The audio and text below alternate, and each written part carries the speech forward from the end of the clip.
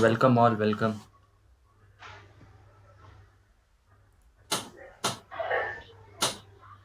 Welcome participants, welcome.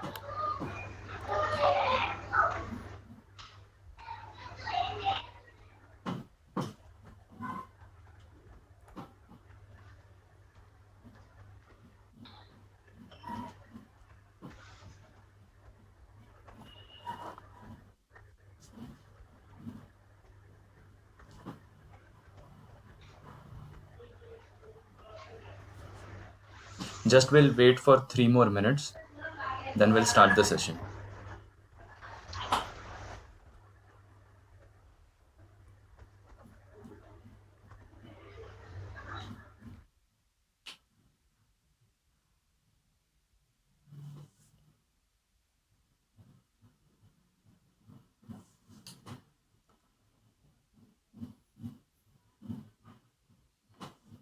Anyone here in the group have hydroponic setup who is practicing for around 6 to 12 months or 1 to 2 years?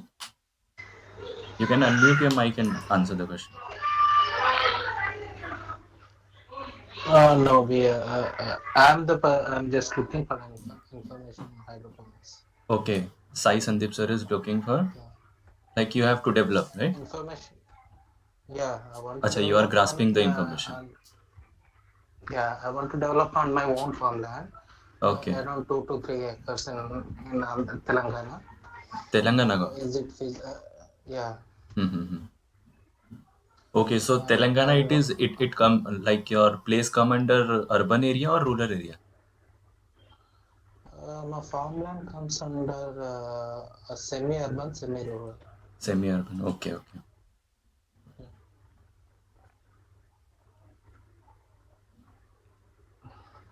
Okay, we have 13 participants. I'll just wait for 1 minute. Sure.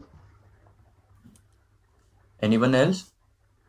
और कोई कर रहा है practice hydroponics home No, setup? I'm Sanjay Vare.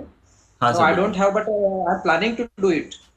Okay, planning to do it But commercially or myself, for home purpose? I have, yeah, I have farm Okay, where I am planning. It is almost a 40 minute journey from a city. I am based at Nagpur. okay, okay. You're from Nagpur. Okay, okay. Yes, yes. Which location? Yeah, it is near Mauda. Mauda. Okay. So we have land there. So we are planning. Myself and Mr. Sharad Raj is there. He has also joined. Okay, sir. Okay, okay. So we are planning. Yeah. No, Nagpur people have no issues. I'll the whatever help from my end, I'll, I'll do it. No issue with it. Even the thing, my farm comes very close to Nagpur, but it's in Telangana, but it's very close to Chandrapur area. Okay, okay. Yeah.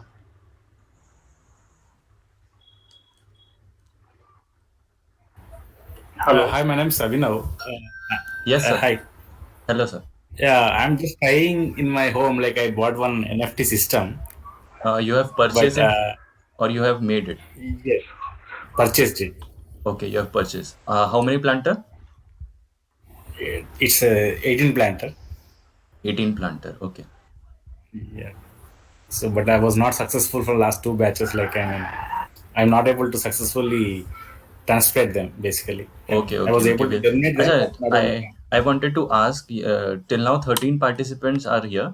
So, anyone here is having no idea about hydroponics?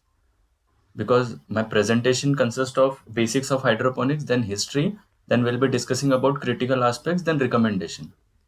So, if everyone knows about what is hydroponics, then we'll skip that slide. Sir, better to start from basic because we have a very minimum idea about this hydroponic. Okay, sir. Okay, sir. I'll touch every slide. It will take hardly 30 to 45 minutes. Then we'll start with the question answer session. So it will be better. Yes. Okay. More people to join. Waiting for more people to join. Yes, sir. या hello it's good मेरा नाम रितेश अग्रवाल है। Ritesh sir, हाँ बोलिए। Hello. हाँ, मैं छत्तीसगढ़ भिलाई से हूँ। हाँ हाँ। लास्ट ईयर मैंने अपने होम टेरेस में भी हाइड्रोपोनिक्स ग्रो बैग सिस्टम लगाया था और एक एनएफटी सिस्टम भी लगाया हुआ है। हाइड्रोपोनिक्स ग्रो बैग मतलब वो सॉइललेस वाला, मैन्योर वगैरह? हाँ, सॉइललेस वाला। ओके, हाँ कोकोपीट। हाँ हाँ बिल्कुल। हाँ, तो एक एनएफटी सिस्टम भी लगाया हुआ है। तो लास्ट ईयर मैंने जब मालूम पड़ा तो मैं स्टार्ट किया। स्टार्ट करने के बाद उसका बहुत अच्छा रिस्पांस रहा और बहुत अच्छा ग्रोथ भी रहा।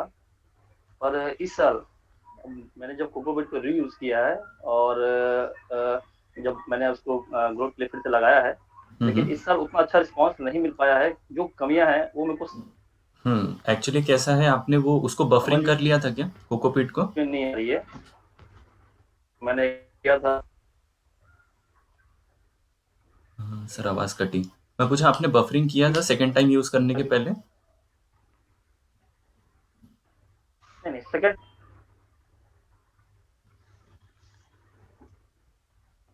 आवाज कट रही है। हेलो। हाँ सर बोलिए। हेलो। हाँ सर बोलिए ना। हेलो। हाँ आपकी आवाज आ रही सेकंड टाइम है। यूज करते मैंने बफर किया था। बफरिंग किया था। ड्राई करके उसको फिर यूज किया था। ईसी क्या आ रहा था सर? यूज करते थे मैंने उसको बफरिंग नहीं किया था। मैंने सिर्फ ड्राई करके फिर यूज किया था। सेकंड टाइम अच्छा ईसी चेक किया था आपने, क्या आ रहा था? नहीं, बफरिंग मैंने नहीं। सेकंड टाइम यूज करते समय मैंने बफरिंग नहीं किया था। ओके, बफरिंग नहीं किया था, वही तो प्रॉब्लम हो गया था ना सर? हेलो। हाँ हाँ हाँ हाँ हाँ हाँ, तो वही मेरे को डाउट लग रहा है कि मतलब इसमें करना ही पड़ेगा। बफरिंग करके ही मैं यूज करूंगा। आप एक बार ईसी चेक करिए उसका, मतलब 3 भाग पानी लीजिएगा उसमें और 1 भाग कोकोपीट। 3 पार्ट पानी, 1 पार्ट कोकोपीट। पानी का पहले ईसी चेक कर लीजिए या टीडीएस चेक कर लीजिए, पीपीएम। उसके बाद जब आप उसमें कोकोपीट को डाल देंगे ना पानी में, थोड़ी देर 2-3 मिनट वेट करने के बाद फिर से उसका टीडीएस और ईसी चेक करिए। ईसी 0.8 से नीचे ही रहना चाहिए। अगर 0.8 से नीचे आ रहा है तो आप यूज कर सकते हो, उसको कोई प्रॉब्लम नहीं। ठीक है, मैं चेक करता हूँ। ठीक है, okay, will start our session. मैं धीरे धीरे टच करते हुए चलता हूँ सारे स्लाइड्स। तो कैसे जिसे भी कोई कंफ्यूजन होता है आप मेरे को रोक सकते हैं बीच में, कोई प्रॉब्लम नहीं।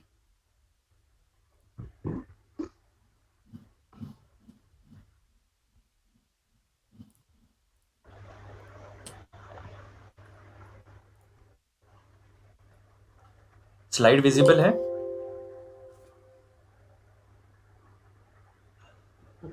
नो। Slide visible? हाँ हाँ आ रहा है। Okay Yes. Okay.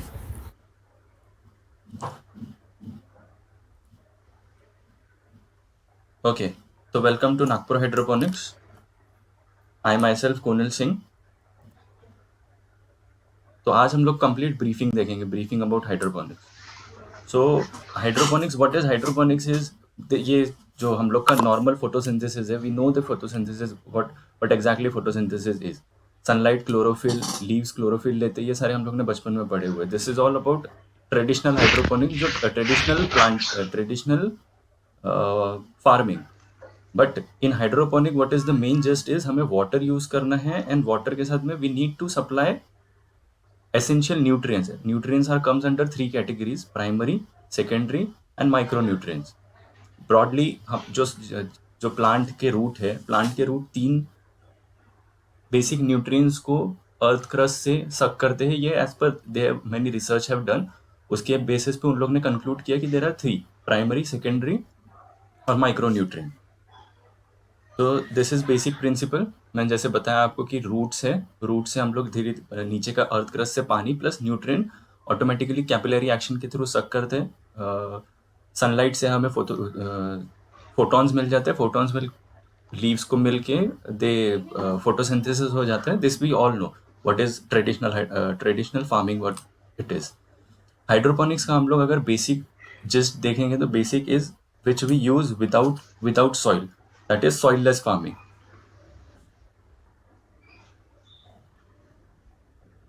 Is slide visible? Yes, it is visible. Okay. Someone has texted me that slide is not visible. That's why I was asking. Okay. तो विदाउट सॉइल हमें use करना है। Soil means जो हमारे मिट्टी रहती है वो मिट्टी को हमें यूज़ नहीं करना है। उसके सब्सटीट्यूट में वी यूज़ अनदर मटेरियल जो मॉइस्चर एब्जॉर्ब कर सके। There are many materials which are available. आप लोग यूट्यूब पे देखोगे, अब्रॉड में देखोगे तो सम पीपल आर यूजिंग जो आपका फोम होता है ना, फोम भी लोग यूज़ कर रहे हैं। बट इंडिया के प्रोस्पेक्टिव में मैंने फोम भी यूज़ करके देखा है, बट वो पानी उतना रिस्ट्रेन नहीं कर पाता है। प्रॉब्लम यही हो जाता है कि पूरा पानी ग्रेविटी के कारण नीचे चले जाता है और हमारे रूट्स या फिर सीड्स को पानी नहीं मिल पाता। तो what they are using, they have done something, कुछ ना कुछ रिसर्च वर्क किया होगा उन लोग ने, या फिर कुछ ना कुछ चीज़ की होगी जिसके थ्रू उन लोग स्पंज से भी पॉसिबल कर पा रहे हैं। बट हमारे पास में अभी सिर्फ अवेलेबल है cocopeat which is cheaply available. Second one is rockwool और ओएसिस क्यूब, जो इंडिया में मैन्युफैक्चर नहीं होता है, अब्रॉड से ही मैन्युफैक्चर होता है और वहीं से ही सप्लाई होता है यहाँ पे।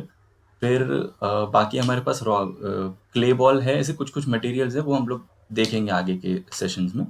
तो यहाँ पे वही डिस्कस कर रहे हैं कि जो हमें न्यूट्रिएंट्स प्रोवाइड करना है, that is the main gist of hydroponics. तो ये यहाँ पे कोई लिमिटेशन नहीं है कि आप अगर होम गार्डनर हो या फिर आपको कमर्शियली जाना है तो देर इस लिमिटेशन की हाँ आपको कमर्शियल जाना है तो ही आप हाइड्रोपोनिक को ऑप्ट करिए। ऐसा बिल्कुल भी नहीं है। आप अगर हॉबीइस्ट हो, आपको घर पे अगर ऑर्गेनिक प्रोड्यूस ग्रो करने हैं, आप डेफिनेटली हाइड्रोपोनिक्स को एज अ ऑप्शन सेलेक्ट कर सकते हो। There are n number of advantages, जिससे हाइड्रोपोनिक्स में एन नंबर ऑफ एडवांटेजेस है as compare to traditional farming. Then यहाँ पे आप इमेज में अगर देख पाओगे तो यहाँ पे उन्होंने लेटूस ग्रो किया हुआ है। ये यहाँ पे आप देखोगे तो दिस इज कॉल्ड दिस, जो ब्लैक कलर का एक ऐसे पॉट सामान दिख रहा है, that is called as net pot. Net pot हम लोग इसलिए यूज़ करते हैं ताकि जो भी ग्रोइंग मीडियम है, ग्रोइंग मीडियम हम उसे पकड़ के रख सकें। और उसमें जालियाँ बनी हुई है ताकि न्यूट्रिएंट्स का सप्लाई इजीली हो सके। देन नेक्स्ट उसके अंदर में जो हम लोग ने ग्रोइंग मीडियम यूज़ किया है वो है ओएसिस क्यूब। आप ओएसिस क्यूब यूज़ कर सकते हैं या फिर कोकोपीट भी अवेलेबल है, या बहुत सारे एन नंबर ऑफ चीज़ है वो अवेलेबल है, आप यूज़ कर सकते हैं। बट ज़्यादातर लोग कोकोपीट ही यूज़ करते हैं because it is cheaply available और सस्ते में मिल जाता है, और आप इजीली आप उसमें मॉइस्चर भी एब्जॉर्ब कर लेते हैं। और सारे पर्पस जो आपके ओएसिस क्यूब का फुलफिल करता है वो सारे आपके कोकोपीट भी फुलफिल कर लेते हैं। नेक्स्ट यहाँ पे आप एक इमेज देख पाओगे कि कितना ब्यूटीफुली उन्होंने अपने किचन को डेकोरेट किया। तो यहाँ ये एक्चुअली इंटरनेट इमेज है, ये किसी का लाइव नहीं है, but I wanted to explain कि आप लोग घर पे भी, मतलब अगर आप किचन में हो या फिर आपका रूम है, बेडरूम है, you can design it like you can have ambient oxygen from such hydroponic system which is this. तो ऐसे कुछ इंडोर स्ट्रक्चर भी आप बना सकते हो। उसके बाद में वील डिस्कस अपॉन हिस्ट्री। अब हिस्ट्री में कैसा है कि हम लोग हाइड्रोपोनिक्स का कैसे अभी अभी बहुत पॉपुलर हो रहा है थ्रू इंटरनेट या फिर यूट्यूब वगैरह बहुत सारे जगहों पे, बट ये चीज़ अभी की नहीं है, ये एंशियंट हिस्ट्री है। एंशियंट सिविलाइजेशन से बेबीलोन करके एक फेमस एंशियंट सिटी है। बेबीलोन में क्या है कि एक हैंगिंग गार्डन बना के रखे हैं उन्होंने। तो this is the picture of that Babylon hanging garden. तो यहाँ पे कैसा है, this is one of the 7 wonders of Asian world. तो आप देख सकते इमेज से कि इमेज में वो इतना एम्बियंट और ब्यूटीफुल लग रहा है। तो जब आप लाइव इसमें देखोगे तो how crystal clear and good it will look.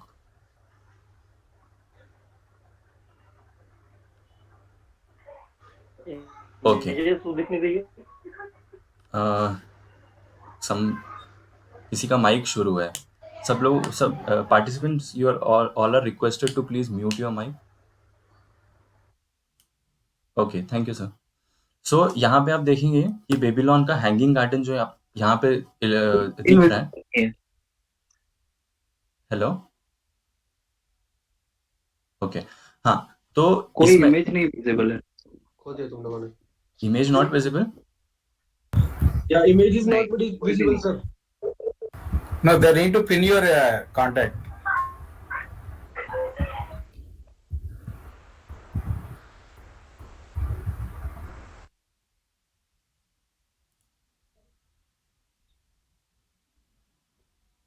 Yeah, now we are getting the image. Yeah. बाकी Thank you, thank you, okay, thank you.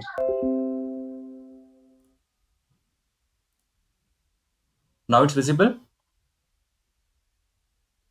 Yes, sir. Yes, sir. Now it's visible, sir. Okay okay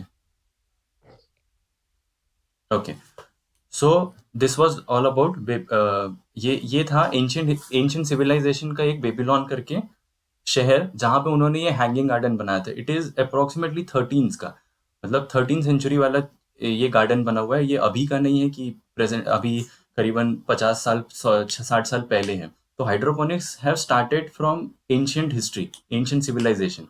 तो यहाँ पे आप देख पाओगे कि नीचे complete water है। यहाँ पे नीचे जहाँ पे नाव रखा हुआ है वहां पे आप देखोगे कंप्लीट वाटर है। ये स्टोरी बिल्डिंग बना के रखा हुआ है। ब्लू कलर वाला फर्स्ट स्टोरी, देन उसके ऊपर सेकेंड, देन थर्ड फ्लोर।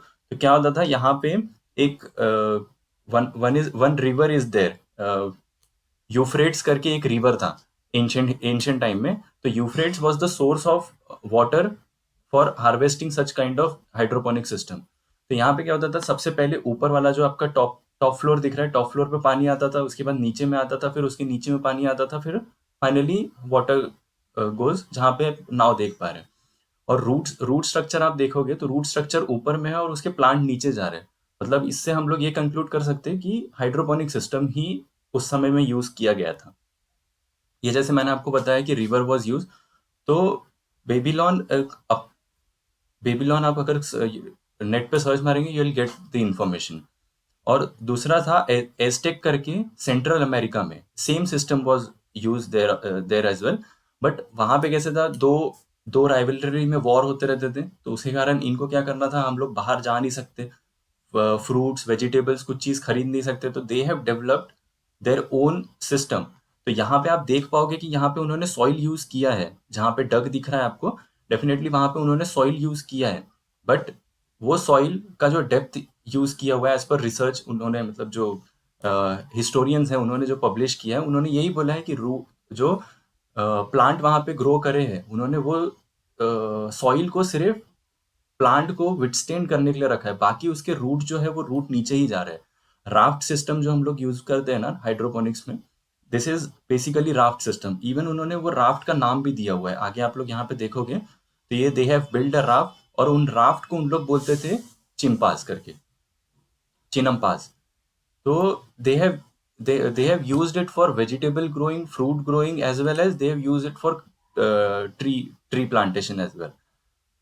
उसके बाद में ये तो था एंशिएंट सिविलाइजेशन का। इन मॉडर्न अप्रोच हम लोग अगर हाइड्रोपोनिक का पूछेंगे कि how hydroponic was come into picture, कब वो हाइड्रोपोनिक वर्ड पॉपुलर हुआ या फिर वो एकदम इन्फ्लुएंस आ गया, तो हम लोग एक ईयर यूज करेंगे, दैट इज 1920s। तो 1920s में डॉक्टर विलियम ग्रिक, इन्होंने क्या किया था, he was from university of California. तो उन्होंने this one left one is doctor Greek. तो इन्होंने क्या किया था, न्यूरोकल्चर का डेवलपमेंट किया था। न्यूरोकल्चर में मतलब कैसा, न्यूट्रिएंट रिच कल्चर। वाटर को अगर हमें प्लांट ग्रो करना है तो it will require nutrient, and nutrient will be supplied using water. आप उनका इमेज अगर देख पाओगे तो यहाँ पे उन्होंने प्लांट ग्रो किया है, उसके रूट स्ट्रक्चर है, और रूट स्ट्रक्चर में आप देख पाओगे कि वहां पे मिट्टी का कोई भी सिग्निफिकेंस नहीं है। डेफिनेटली वो पूरा लग रहा है कि आप रूट जहाँ पे उनका बंच बना हुआ है, रूट का बंच, वहां से आप ऐसे कोई पानी वानी से आपने या फिर कोई न्यूट्रिएंट सोल्यूशन से उठा के वो पिक्चर दिखाया। देन उसके बाद में 1990s में नासा ने भी अपना एरोपोनिक सिस्टम भेजा था स्पेस में। तो उन्होंने किस तरह से मैनेज किया था, ग्रेविटी को किस तरह से मैनेज किया था, ये सारी चीज़ें हम लोग अभी डिस्कस नहीं कर सकते। इवन वो बहुत रिसर्च वाला चीज़ है। तो ये एक इमेज है यहाँ पे बाजू में, राइट साइड में जो इमेज दिख रही है आपको, ये वर्चुअल इमेज उन्होंने क्रिएट किया था और वहाँ पे उन्होंने चीज़ें एरोपोनिक के थ्रू ग्रो किया था। एरोपोनिक क्या होता है हम आगे डिस्कस करेंगे, मैं बताऊंगा आपको सारी चीज़ें। उसके बाद में मेन है कि हम why we are motivated to adopt hydroponic. ये मोस्ट इंपॉर्टेंट चीज़ है, क्योंकि ट्रेडिशनल फार्मिंग में भी हमारे क्रॉप्स तो ग्रो हो ही रहे हैं, बट हम वाई वी आर मोटिवेटेड कि हम ये चीज़ हाइड्रोपोनिक्स को एडॉप्ट करें। ओके, देन या तो हम यहाँ पे देखते हैं कि सबसे पहला बात है अर्बनाइजेशन, इंक्रीज इन अर्बनाइजेशन। हाँ, जितने भी लैंड थे, मतलब अगर सिटी में हम लोग देखें तो जितने भी लैंड थे वहाँ पे बिल्डिंग्स बन गई है। बिल्डिंग्स बनने के कारण जो भी फर्टाइल लैंड है, फर्टाइल लैंड हमें मिल नहीं पा रही है, लैंड डिक्रीज हो जा रही है उसके कारण, and they are been replaced by tall buildings. फिर उसके बाद में एरिया ऑफ फर्टाइल लैंड कम हो रही है, फार्मर के पास में कम स्पेस है, कम स्पेस होने के कारण उसे प्रोडक्शन ज़्यादा निकालना है। प्रोडक्शन ज़्यादा निकालने के चक्कर में उन्हें पेस्टिसाइड्स यूज़ करने पड़ते हैं। Someone have requested? No. उन्हें पेस्टिसाइड्स यूज करने पड़ते हैं और उसके कारण आपको पता है कि ऑर्गेनिक प्रोड्यूस हमें नहीं मिल पाता है। हमें अडल्ट्रेटेड फूड खाने पड़ते हैं, इन रिटर्न पॉइजनस फूड खाने पड़ते हैं और इन रिटर्न हमें डिजीजेस होते हैं। उसके बाद में डेडफुल डिजीजेस होना शुरू हो जाते हैं, किडनी, लंग्स फेलियर, कैंसर, ये सारी चीज़ें। तो एंड मेन इम्पॉर्टेंट है कि अभी हमें जो प्रोड्यूस हमें निकालना है फार्म से, वो प्रोड्यूस सफिशिएंट इनफ नहीं है कि वो हमारे जितने भी एनवायरमेंट, जितने भी पॉपुलेशन है उसको फुलफिल कर सकें। तो पॉपुलेशन ज़्यादा हो जा रही है, यहाँ पे फूड ग्रेन्स हमारे पास में अवेलेबल नहीं है, तो soilless farming is the better option. Then this I have discuss already, lack of land, health, urbanisation increase हो रहा है, एडिक्वेट फूड चाहिए। सो देन उसके बाद में हम अगर देखें ओवरऑल कि हाइड्रोपोनिक वर्क कैसे करता है, तो वर्किंग कंडीशन इज, इसे there are 3 major aspects which are required. One is environment, second is to maintain pH and temperature, and third one is water quality and nutrient. These are the 3 main aspects in which hydroponic works. उसके बाद में हम अगर इसके different types of methods देखें कि हम लोग किस तरह से हाइड्रोपोनिक्स को अचीव कर सकते हैं, तो there are deep culture, aeroponic, wick system, nutrient film technique, even flow and drip. सबसे पहला है डीप वाटर कल्चर, जो वहाँ पे आपने स्टार्टिंग में देखा था एस्टेक गार्डन में, सेकेंड वाला जो गार्डन बनाया था जहाँ पे मैन वर्क कर रहे थे, उसमें definitely they have used raft system. ये जो हाथ में पकड़ा हुआ है पर्सन ने, दैट इज बेसिकली राफ्ट के ऊपर हम लोग नेट पॉट लगा देते हैं, दिस इज कंप्लीट टैंक। तो टैंक के अंदर न्यूट्रिएंट सोल्यूशन रहता है, ऑक्सीजनेट करते रहते हैं हम उसे, या फिर CO2 सप्लाई करते रहते हैं, या फिर उसके हिसाब से जिस हिसाब से हमें pH और TDS चाहिए वाटर प्लांट के रिक्वायरमेंट के हिसाब से, वो हम मेंटेन करते रहते हैं, इधर ऑटोमेटिक सिस्टम से या फिर मैनुअली डिप करके। उसके बाद एरोपोनिक में वर्ड एरो यूज हुआ है। तो एरो मतलब क्या रहेगा कि ये आप देख सकते हैं, रूट जो है, इसके रूट एयर में फ्लोट कर रहे हैं, इसमें पानी नहीं लग रहा है डायरेक्टली, मतलब जो रूट है वो पानी के अंदर में डिप नहीं किया है हमने, वो एयर में फ्लोट कर रहा है। और यहाँ पे नीचे में आप एक सिस्टम देख सकते हैं, वो सिस्टम से हम लोग स्प्रिंकलर कर रहे हैं उनके रूट्स को। तो ये क्या हो रहा है, जब वो स्प्रिंकल कर रहा है तो ऑक्सीजन भी उसे मिल जा रहा है, न्यूट्रिएंट को, और जो रूट है वो रूट कैपिलरी एक्शन के थ्रू न्यूट्रिएंट भी इजीली सक कर ले रहा है। Then third one is wick system. Wick system में आप ये देख सकते हैं, ये जो येलो वाले 3 वीक लगे हुए हैं, दिस इज वीक, मतलब वो एक कैपिलरी एक्शन यूज करता है, मतलब नीचे में पानी है, नीचे में अपना न्यूट्रिएंट सोल्यूशन है, यहाँ पे एयर स्टोन लगा दिया है ताकि उसे ऑक्सीजनेट कर सके। उसके बाद में यहाँ पे वीक सिस्टम लगा है, तो ये वीक क्या करता है, यहाँ का जो नीचे का रिजर्वायर है, यहाँ का पानी ऊपर में लेके जाता है और यहाँ पे उसे फिल कर देते हैं। और फिर यहाँ से आपका जो नेट पॉट्स लगे होंगे या फिर जो भी ग्रोइंग ट्रे लगा होगा, उसके ऊपर जो भी ग्रोइंग मीडियम होगा वो डेफिनेटली वहाँ से इजीली सक कर लेगा न्यूट्रिएंट्स को। Then most popular is NFT system. NFT system most popular है, सबसे ज़्यादा एनएफटी सिस्टम ही यूज़ होता है इवन कमर्शियली, और अगर आप होम ग्रोअर में बनाते हो तो। बट होम जो हम लोग हॉबीज पर्पस के लिए घर पे बनाते हैं वो एनएफटी बनाने जाते हैं हम, बट एनएफटी बन नहीं पाता है, वो डीडब्ल्यूसी बन जाता है। वो मैं सेटअप जब आएगा तब मैं डिस्कस करूंगा कि वो क्या होता है, क्यों प्रॉब्लम होती है। क्योंकि यहाँ पे आप देख सकते हो कि यहाँ पे उन्होंने इंक्लाइंड लगाया है, जो पाइप है वो पाइप इंक्लाइंड लगा हुआ है। यहाँ से लेफ्ट साइड से आपका पानी मतलब न्यूट्रिएंट सोल्यूशन इनलेट हो रहा है वाया पंप, और यहाँ से इजीली वो न्यूट्रिएंट जितना उसे सक करना है न्यूट्रिएंट सोल्यूशन या फिर उसमें जो भी प्राइमरी सेकेंडरी या फिर माइक्रो न्यूट्रिएंट्स है, तो जितने क्वांटिटी में उसे सक करना है वो कैपिलरी एक्शन के थ्रू सक कर ले रहा है। उसके बाद ऑटोमेटिकली पानी नीचे चल जा रहा है। This is not force, it is automatically. Natural circulation होता है एनएफटी में, बट हम जितने भी एनएफटी होम ग्रोअर में बनाते हैं हॉबीज पर्पस के लिए, वो सारे डीडब्ल्यूसी हो जाते हैं। यहाँ से पानी हम सर्कुलेट करते हैं, बट वो पानी वहीं पे स्टेगनेंट हो जाता है, पानी वहीं स्टोर हो जाता है, वो पानी सर्कुलेट नहीं होता।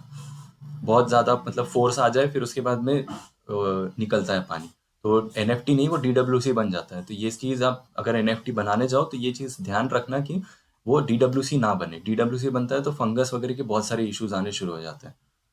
तो यहाँ पे एयर स्टोन लगा हुआ है ऑक्सीजन के लिए। उसके बाद में ड्रिप सिस्टम आपको पता ही होगा, फार्मर लोग ड्रिप यूज करते ही है। तो यहाँ पे कुछ नहीं है, यहाँ से एक पंप लगा हुआ है, पंप के थ्रू यहाँ से हम लोग ड्रिप पाइप लगे हैं। हर एक नेट पॉट में हम लोग एक एक ड्रिप दे देते हैं। ड्रिप मतलब वो कैसा होता है कि एक ड्रॉपलेट गिरता है, यहाँ से पंप जाता है, पंप से जो न्यूट्रिएंट सोल्यूशन है वो पाइप के थ्रू जाता है, और फिर ड्रॉप बाय ड्रॉप या फिर स्प्रिंकलर लगाना है, एनीथिंग स्प्रिंकलर भी लगा सकते हैं या फिर ड्रॉप बाय ड्रॉप ड्रिप भी कर सकते हैं। That way it is known as drip system.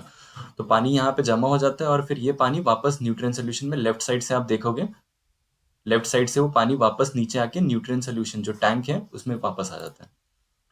Then advantages हम अगर डिस्कस करें तो एडवांटेजेस ने हमें ये कंट्रोल हाईली कंट्रोल एनवायरनमेंट में हम लोग इसे ग्रो करते हैं हाइड्रोपोनिक्स में। जो आप कमर्शियली हम लोग यूजुअली जाते हैं तो पॉली हाउस नेट हाउस वगैरह में हम लोग करते हैं, तो वहाँ पे जो इंसेक्ट अटैक है या फिर जो हमें पेस्ट है वो डेफिनेटली कम यूज़ करने पड़ते हैं। उसके बाद जो रूट सिस्टम है, रूटिंग सिस्टम बहुत ही ज़्यादा बल्कि होता है। मैंने स्टार्टिंग में ही आपको रूटिंग सिस्टम दिखाया था इमेज में, तो वहाँ पे देखा होगा आपने कि जो रूट बनते हैं वो रूट बहुत ही ज़्यादा बल्कि और बहुत ही ज़्यादा क्वांटिटी में मतलब उसके जो स्टेम है वो स्टेम बहुत ज़्यादा इसमें हो जाते हैं बड़े। फिर मैकेनिकल रेजिस्टेंस कोई नहीं है सॉइल का, क्योंकि सीडलिंग और मैन्योर इजीली ग्रो हो जाते हैं, फास्टली ग्रो होते हैं इसमें।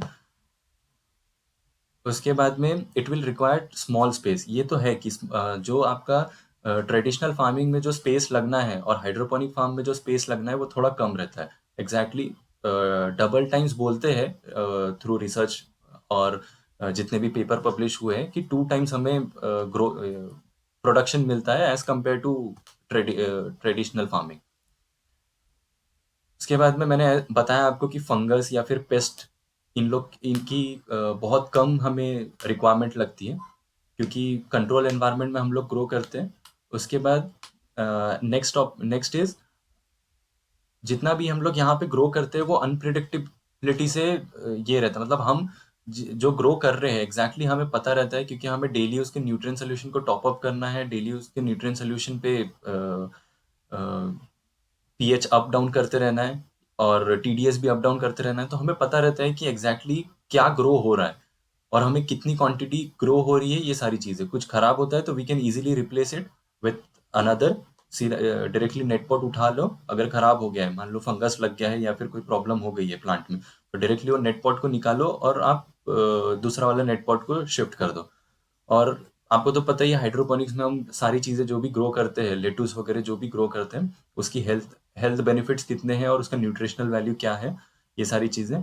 उसके बाद में इंडोर ग्रोइंग भी पॉसिबल है एज सच। अगर आप ट्रेडिशनल फार्मिंग यूज़ करें तो ट्रेडिशनल फार्मिंग में आप टेरेस ही यूज़ कर सकते हैं या फिर बालकनी यूज़ कर सकते हैं। बालकनी भी आप 50% या 30% ही यूज़ कर सकते हैं, 100% बालकनी भी आप यूज़ नहीं कर सकते। फ्लैट की अगर बालकनी रही तो टेरेस आप यूज़ कर सकते हैं for rooftop gardening.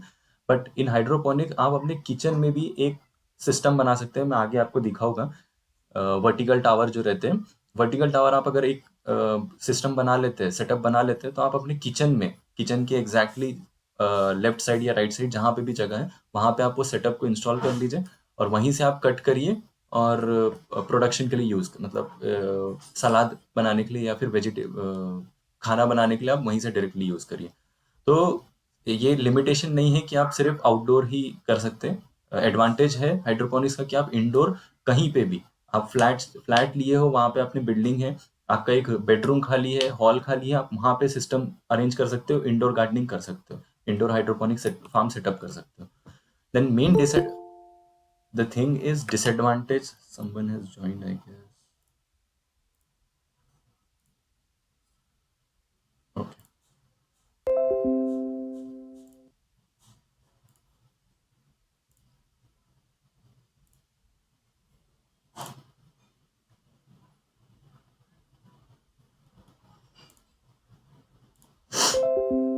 Okay. Okay, slide is visible. Then the main disadvantage is cost required for the equipment of hydroponic equipment is slightly higher because यहाँ पे बहुत सारी चीज़ें लगती है, लाइक हाइड्रोपोनिक सेटअप लगता है, उसमें काफ़ी सारे अटैचमेंट होते हैं, then pump, then lighting arrangement, then nutrient solution and और फिर उसके बाद ये सारी चीज़ों को कंट्रोल एनवायरनमेंट करने के लिए you also need a complete poly house. So थोड़ा सा इन्वेस्टमेंट कॉस्ट है initially, but in return it will definitely give you a good amount. Then it is more scientific मतलब कि यहाँ पे थोड़ा जैसे अगर person is not educated then उसे थोड़ा सा समझाने में भी प्रॉब्लम जाएगा कि या पीएच क्या है या फिर टीडीएस क्या है। ऐसा नहीं है कि वो नहीं कर सकता इनिशियल, थोड़ा टाइम देना पड़ेगा उसे because it is scientific oriented कि हाँ अगर प्लांट में कुछ कमी हो रही है तो पोटेशियम अगर डाला हुआ है तो पोटेशियम का एग्जैक्टली जो भी उसके फीचर्स है वो क्या है या फिर वो किस लिए यूज करता है। तो it is slightly scientific, but most of the people even 95 to 98% people can do it. It is not so tough. Then यहाँ पे भी थोड़ा सा heavy fruiting होता है and it need elaborative structure. तो यहाँ पे कैसे है कि जो स्ट्रक्चर होते हैं, सपोर्टिंग स्ट्रक्चर होते हैं, उसको थोड़ा सा रिजिड बनाना पड़ता है बिकॉज अगर आप टेरेस पे लगा रहे हो या फिर कहीं पे भी अगर पॉली हाउस वगैरह नहीं है तो थोड़ा सा रिजिड और टफ बनाना पड़ता है, that's it. Then hydroponic veggies का मेन एडवांटेज क्या है कि वो हेल्थ बेनिफिट है, हेल्थ कॉन्शियस है। ये देखिए एक लेटुस का अगर हम चार्ट देखें कि लेटुस हमें क्या क्या चीज़ प्रोवाइड करता है, तो it improve metabolism, cancerous cells को प्रिवेंट करता है, देन विटामिन के, विटामिन ए इंक्रीज करता है, रिस्क ऑफ डायबिटीज लो करता है, 8x टाइम नाइट्रेट है उसके अंदर, लोअर नाइट्रेट है because nitrate is not essential for eating.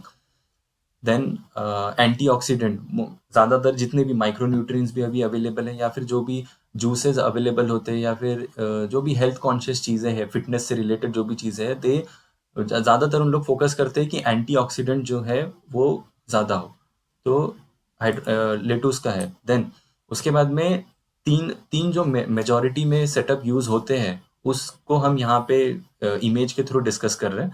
यहाँ पे देखिए एनएफटी सिस्टम है। एनएफटी सिस्टम मैंने जैसे आपको पहले भी बोला कि एनएफटी सिस्टम इज हाईली सबसे ज़्यादा एनएफटी सिस्टम ही यूज़ होता है। और यहाँ पे आप सेटअप देख सकते हैं, जैसे उन्होंने नॉर्मल टेबल लिया हुआ है, पहले इमेज अगर आप चेक करेंगे नॉर्मल टेबल लिया है, उसके ऊपर एनएफटी पाइप लगा दिया है, एनएफटी पाइप।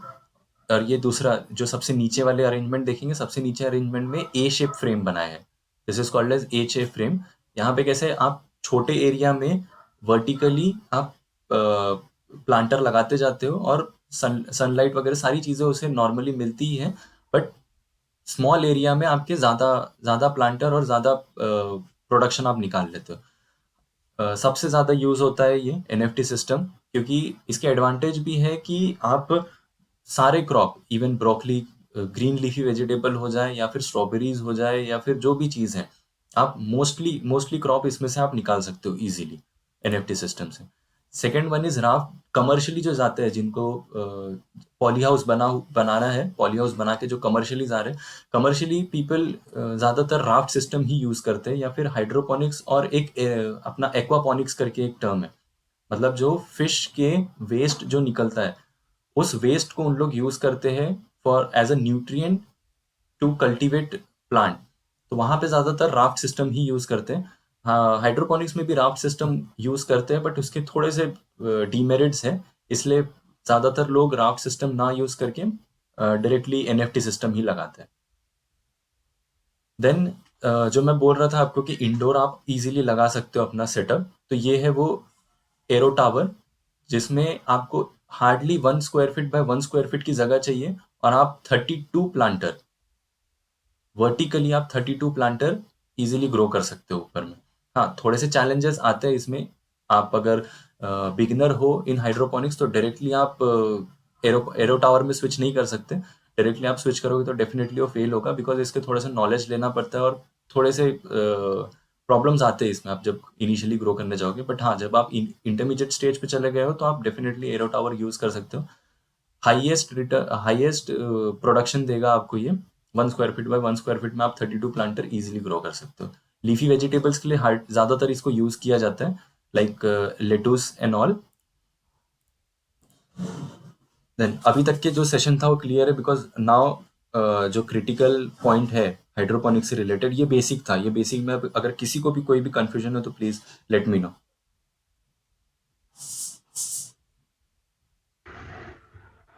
हेलो, हाँ सर, बोलिए। इसमें यील्ड का टाइम कितना टाइम में यील्ड आता है? सर, यील्ड का टाइम डिपेंड करेगा आपके क्रॉप पे, आप क्रॉप कौन सा ग्रो कर रहे हो। Normally, if I grow tomatoes on land, if I grow tomatoes on hydroponics, what will be a gestation period? Sir, इतना तो कैलकुलेशन हम लोग ने नहीं किया है, बट हाँ, आप ये बोल सकते हैं इक्विवेलेंट है। और जो आपका टोमेटो बाहर में जो कल्टीवेट होता है, लाइक आउटडोर में आप लोग जो ट्रेडिशनल फार्मिंग के थ्रू कल्टीवेट करते हैं, कई बार आपने नोटिस किया होगा कि कुछ टमाटर सड़े निकल जाते हैं, या फिर कुछ टमाटर में प्रॉब्लम आ जाती है। यहाँ पे भी आएंगे, बट जो वेस्टेज है as compare to traditional farming, यहाँ पे वेस्टेज डेफिनेटली कम रहेगा।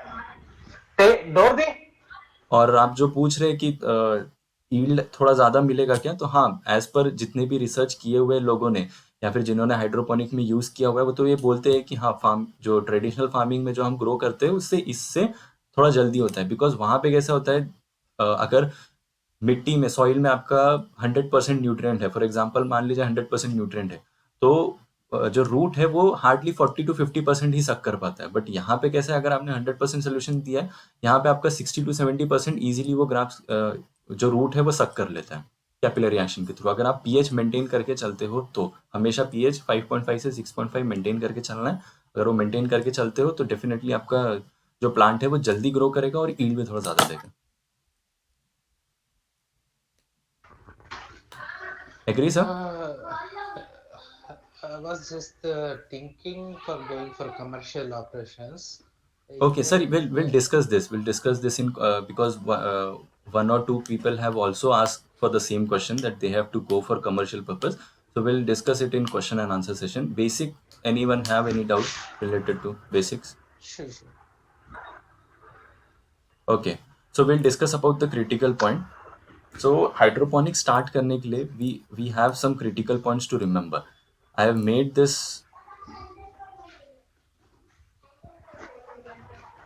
Okay, hold on. Um,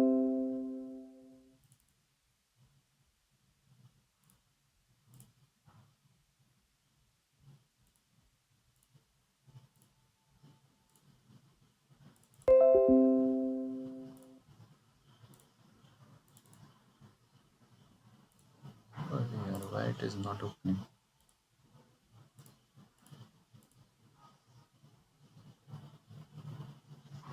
Okay, so we'll discuss this critical aspect.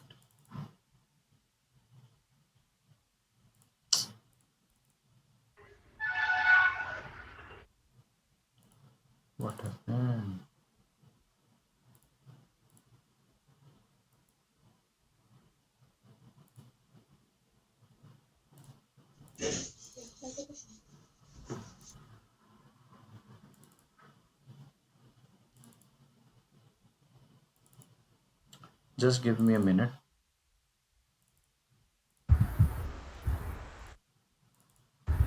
You can open the document using Chrome also. Chrome, okay, yeah. Yeah. I'll use that. Yes.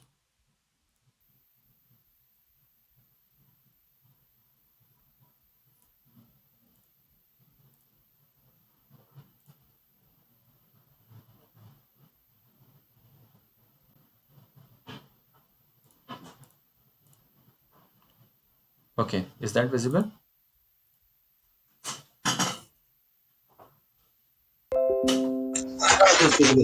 Visible, okay. So this is the critical point for having a successful hydroponic system. This will be shared with you, no issue. So the first is temperature. Temperature we need, it actually depend upon crop which we are using, but if सारे crop हम अगर देखें on an average, तो we required 25 to 30 degree temperature. Then next is air. Air circulation is also very important, because कैसे है कि अगर air circulation नहीं रहेगा तो we there are many terms की पॉलिनेशन का प्रॉब्लम जाता है हाइड्रोपोनिक्स में. पॉलिनेशन क्या है ये थोड़ा सा ब्रॉडर टर्म है, बट हाँ एयर की हमें ज़रूरत होती है. इवन लीव्स को भी एयर की ज़रूरत होती है, ऑक्सीजन की ज़रूरत होती है. हम लोग न्यूट्रिएंट सोल्यूशन से तो ऑक्सीजन प्रोवाइड कर दे रहे हैं न्यूट्रिएंट्स को, but somehow leaves also required some oxygen. तो एयर का सर्कुलेशन होना चाहिए. लाइक अगर हम लोग क्लोज्ड एनवायरनमेंट पॉलीहाउस भी बना रहे हैं, तो क्लोज एनवायरनमेंट पॉलीहाउस में there we should have a arrangement of air circulation. Exhaust fan लगा सकते हैं जिससे एयर सर्कुलेशन मेंटेन रहे. देन सनलाइट की जरूरत होती है. 3 to 4 hours of sunlight is essentially needed. ऐसा नहीं है कि अगर आप बालकनी में सेटअप कर रहे हो और आपके बालकनी में सन आता नहीं है, सूरज की रोशनी आती नहीं है, फोटॉन्स मिलते नहीं है, तो प्रॉब्लम जाएगा आपको प्लांट्स को ग्रो करने में.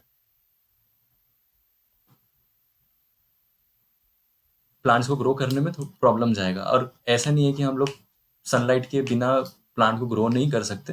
अरेंजमेंट्स है अवेलेबल कि लाइटिंग लगा सकते हैं, ग्रोइंग लाइट लगा सकते हैं, बट इनिशियली ग्रोइंग लाइट में भी इन्वेस्ट करना थोड़ा सा बहुत ज़्यादा कॉस्टली पड़ जाता है, बिकॉज उसके पहले तो इनिशियली आपको ग्रोइंग लाइट खरीदने पड़ेंगे, which is way costlier as compare to normal LED light जो मिलता है. Growing light is way much costlier. उसके बाद इलेक्ट्रिसिटी का आपको कंजम्पशन पे करना पड़ेगा. तो better to have 3 to 4 hours or 4 to 6 hours of sunlight every day. If you are getting, then your hydroponic system will definitely works good. Then seed भी बहुत ज़्यादा important है, because हम कैसे करते हैं कि normally we grow जो भी सीड्स हमें नॉर्मल मार्केट में मिलते हैं, हम वो चीज़ ले लेते हैं और ग्रो करना शुरू कर देते हैं. बट मिट्टी में कैसे होता है, मिट्टी में इजीली चीज़ें ग्रो हो जाती है. बट जो हाइड्रोपोनिक सिस्टम में है, हाइड्रोपोनिक सीडलिंग जब आप करते हो तब थोड़े से चैलेंजेस आते हैं. तो आई ऑलवेज रिकमेंड कि आप लोग सीड्स जब भी यूज़ करें तो सीड्स शुड बी ब्रांडेड, जो भी ब्रांड कंपनी का है. बिकॉज हाइड्रोपोनिक्स में अगर आप सेटअप करोगे तो आप सोचोगे कि हाँ हम थोड़े से ग्रीन लीफी वेजिटेबल, लेटूस हो, रेड लेटूस हो, या फिर रोमेन लेटूस हो, ग्रीन लेटूस हो, ये सारी चीज़ें ग्रो करें. उसके सीड्स इंपोर्टेड ही होते हैं, सारे सीड्स इंपोर्ट होके आते हैं, और यहाँ पे जितने भी सप्लायर हैं उन लोग सीड्स देते हैं. तो आई ऑलवेज रिकमेंड कि आप अच्छा ब्रांड, अच्छे कंपनी का सीड्स ही लें. अगर आप नॉर्मल देसी सीड्स ले रहे हैं जो इंडिया में अवेलेबल है, देसी सीड्स जो आप ले रहे हैं इंडिया में जितने भी अवेलेबल हैं वो तो चल जाएंगे, उसकी कोई प्रॉब्लम नहीं है. इंडिया के सीड्स है वो डेफिनेट चलते हैं. बट इम्पोर्टेड सीड्स आप डेफिनेटली जो भी लो वो ब्रांडेड कंपनी का ही हमेशा लो. Then next is nutrient solution. Nutrient is most important in hydroponic system. तो यहाँ पे जो भी आप इंग्रेडिएंट, जैसे आप थर्ड पार्टी से अगर न्यूट्रिएंट्स परचेस कर रहे हो, तो उसमें जो भी उनके कंस्टिट्यूएंट दिए हुए हैं कि आपको इतने ml सोल्यूशन ए मिलाना है, या फिर solution B, they usually use solution A, solution B nutrient उन लोग प्रोवाइड करते हैं. या फिर कोई 3 न्यूट्रिएंट भी प्रोवाइड कर देते हैं, ग्लूम और फ्लावरिंग और फ्रूटिंग वाले. तो जो भी उन लोग ने प्रिस्क्राइब किए हुए हैं वो तो आप डेफिनेटली टेस्ट करो ही करो. बट कई बार क्या होता है, जो भी वो प्रिस्क्राइब करते हैं वो चीज़ होती नहीं है, वो फेल हो जाता है. तो you have a chance of experimentation. हर हफ्ते आप वो न्यूट्रिएंट सोल्यूशन में एक्सपेरिमेंटेशन करो. पीपीएम को मैनिपुलेट करके देखो कि पीपीएम किस तरह से हम मैनिपुलेट कर सकते हैं, और उसके हिसाब से पीपीएम चेक करो कि कौन से प्लांट को कितना पीपीएम लगता है, उसके हिसाब से आप न्यूट्रिएंट्स पे भी वर्कआउट करो। बिकॉज अगर आपने न्यूट्रिएंट का एक ये बना लिया, मतलब आपका न्यूट्रिएंट रेडी हो गया कि हाँ ये हमारा मास्टर न्यूट्रिएंट है, हम ये ग्रीन लीफी वेजिटेबल्स के लिए न्यूट्रिएंट यूज कर सकते हैं, तो फिर आपको कोई प्रॉब्लम नहीं आएगा। बट हाँ, न्यूट्रिएंट में अगर वर्क नहीं कर रहे तो फिर डेफिनेटली हर फेज में आपको प्रॉब्लम फेस करने पड़ सकते हैं definite. Then second is TDS.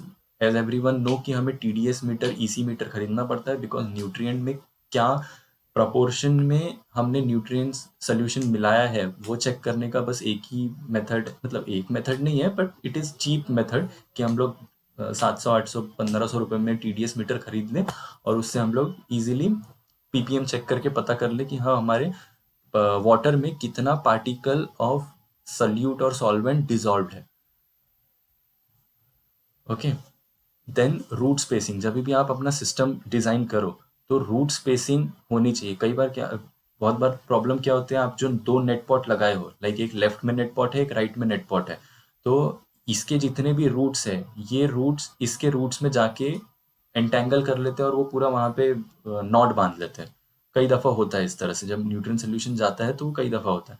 तो जब आप एनएफटी सिस्टम को क्लीन करने जाओगे या फिर रेगुलर मेंटेनेंस या फिर रूटीन मेंटेनेंस के लिए जाओगे, तो फिर आपको रूट्स को टीयर करना पड़ता है, मतलब उसको तोड़ना पड़ता है रूट्स को, और वो रूट्स को तोड़ने जाओगे, अननेसेसरी आपके प्लांट को डैमेज होगा, एंड डैमेज होने के कारण वो माइट भी प्लांट सूख सकता है या फिर उसे कोई ना कोई डेफिशिएंसी हो सकती है। तो बेटर है कि आप जब भी अपना सिस्टम बनाओ, आप सोच लो कि हमें क्या क्या क्रॉप उसमें ग्रो करने हैं, उसके हिसाब से आप रूट जो नेट पॉट का डिस्टेंस है वो डिस्टेंस इस तरह से ही मेंटेन करके रखो ताकि रूट्स में प्रॉब्लम ना हो। उसके बाद वॉल्यूम, आप जो प्लांटर आप बनाने वाले हो वो प्लांटर का वॉल्यूम डिसाइड कर लीजिए। जैसे यहाँ पे मैंने लिखा हुआ है कि if you are using 10 net pot तो it is sufficient for spinach and lettuce. एक इसमें मतलब this is for home grower purpose. आप अगर कमर्शियली जा रहे हो तब तो आपको बहुत सारे लंबे लंबे सेटअप बनाने पड़ते हैं, उसका प्रॉब्लम नहीं। उसके बाद मिनिमम वाटर क्वांटिटी जो है, मिनिमम वाटर क्वांटिटी अगर आप 10 प्लांटर भी कर रहे हो तो at least you should have 15 to 20 litres of nutrient solution. ऐसा नहीं है कि 6 लीटर हमने न्यूट्रिएंट सोल्यूशन ले लिया और उसी को सर्कुलेट करते जा रहे हैं। This is minimum, I am saying 15 to 20 litre minimum. बल्कि मैं इससे बोलूँगा आप इससे 3 टाइम्स ज़्यादा न्यूट्रिएंट सोल्यूशन लीजिए, बिकॉज ऐसा नहीं है कि अगर आप आज न्यूट्रिएंट सोल्यूशन को टॉप अप कर रहे हैं with recommended pH and TDS, तो आप फिर से second day you are ready कि आप फिर से उसको टॉप अप कर सकें। तो इतना न्यूट्रिएंट सोल्यूशन लीजिए कि एटलीस्ट वो आपका 3 से 4 दिन तक पीएच टीडीएस आपको मेंटेन ना करना पड़े। मिनिमम 3 से 4 दिन, आई एम सेइंग मिनिमम 3 से 4 दिन तक आपको टीडीएस तो भी ये ना करना पड़े।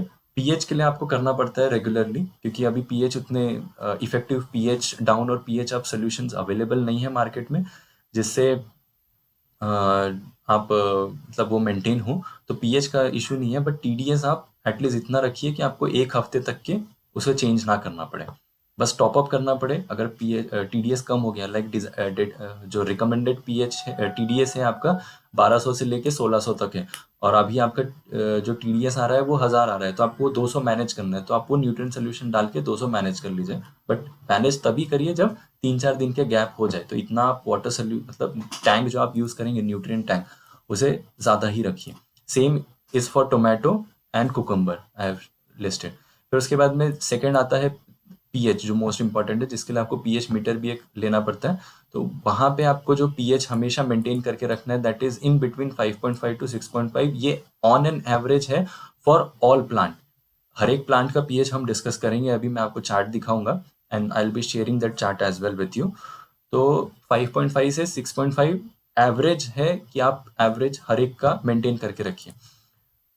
उसके बाद में अगर 4 तक जाता भी है, अगर आप होम पर्पस के लिए, कमर्शियल के लिए नहीं बोल रहा हूँ मैं, होम पर्पस के लिए बोल रहा हूँ, अगर आपका पीएच, कभी क्या होता है कि हमने पीएच डाउन सोल्यूशन ले लिया, अब पीएच डाउन ज़्यादा, मतलब जो न्यूट्रिएंट सोल्यूशन है उसमें पीएच डाउन हमने ज़्यादा डाल दिया, तो 5.5 से नीचे हो जाता है, 5 तक चले जाता है, कभी 4.5 तक चले जाता है। तो इफ़ 4 तक भी जाता है वो तो कोई इशू नहीं है, कोई प्रॉब्लम नहीं होता है उसमें, हमें पीएच अप करने की ऐसा ज़रूरत नहीं है। बट अगर आप कर सको तो आप कर लेना, बट ये सिर्फ कॉशन के लिए बताया कि अगर कम भी हो जाता है 4 तक के तो कोई प्रॉब्लम नहीं होता है, बट आप यही मेंटेन करके चलिए, 5.5 से 6.5 ही मेंटेन करके चलिए, ये एक आइडिया आप फिक्स कर लीजिए। उसके बाद में कई बार हम होता है कि हम प्लांट जो आपका ये है सीडलिंग हम खुद ग्रो करने जाते हैं, उसमें टाइम कंज्यूम होता है। तो मैं रिकमेंड यही करूंगा कि अगर हम एग्रीकल्चर से बिलोंग नहीं करते, एग्रीकल्चर बैकग्राउंड में नहीं है, तो डायरेक्टली आप लोकल नर्सरी से प्लांट उठा के ला लीजिए। अगर उन्होंने मिट्टी में ग्रो किया है, सॉइल में ग्रो किया है, तो आप उसे वॉश कर लीजिए पानी से, इजीली उसके रूट्स को वॉश कर लीजिए। उसके बाद में आप नेट पॉट्स में ये जो लेफ्ट साइड में इमेज दिखा हुआ है, इस तरह से आप डालिएगा। अब इसमें डिफरेंस आपको पता चलेगा कि ये देखिए जो रूट है, ये रूट एग्जैक्टली नीचे से नहीं डाला हुआ है। सेकंड इमेज में आप देखेंगे ना, जहाँ पे रॉन्ग में दिखा हुआ है, तो एग्जैक्टली नीचे से नहीं डाला है। यहाँ पे रीजन यही है ये करने का कि जो रूट है वो रूट अच्छे से ग्रो नहीं हो पाते। इवन उसको जो मॉइस्चर एब्जॉर्ब करके रखना है ना, जो रूट को मॉइस्चर, क्योंकि यहाँ पे कोकोपीट जो अपन यूज करेंगे ग्रोइंग मीडियम, उसका फिर उतना काम नहीं बनता है। जो रॉन्ग वाला जो इमेज दिखाया हुआ है, कोकोपीट उतना जो इफेक्टिवनेस उसकी है कोकोपीट की, वो नहीं काम आती है। वही लेफ्ट साइड वाले इमेज में आप देखोगे कि जो इफेक्टिवनेस है कोकोपीट का, वो एग्जैक्टली वहां पे यूज होता है, बिकॉज वो जो न्यूट्रिएंट सोल्यूशन है, कोकोपीट एज अ मॉइस्चर उसको पकड़ के ही रखता है, तो कोई प्रॉब्लम नहीं होती है। उसके बाद पॉलिनेशन करके एक टर्म है। ये पॉलिनेशन हम जब एक वेबिनार लेंगे, इस पर कंप्लीट वेबिनार लेंगे, तो हम पॉलिनेशन पे डिस्कस करेंगे। अभी के लिए कैसे है कि पॉलिनेशन ओपन एनवायरनमेंट में इजीली हो जाता है, पर क्लोज एनवायरनमेंट में थोड़ा प्रॉब्लम जाता है। तो पॉलिनेशन के प्रोसेस है वो हम डिस्कस कर लेंगे। देन एल्गी अटैक होता है। एल्गी का भी एक मेजर प्रॉब्लम है। जैसे कि अगर हमने न्यूट्रिएंट टैंक जो हमने यूज किया है, अगर वो ट्रांसपेरेंट टैंक यूज कर लिया, तो सनरेज अगर न्यूट्रिएंट्स को मिलते हैं, तो वहां पे एल्गी फॉर्मेशन शुरू हो जाता है।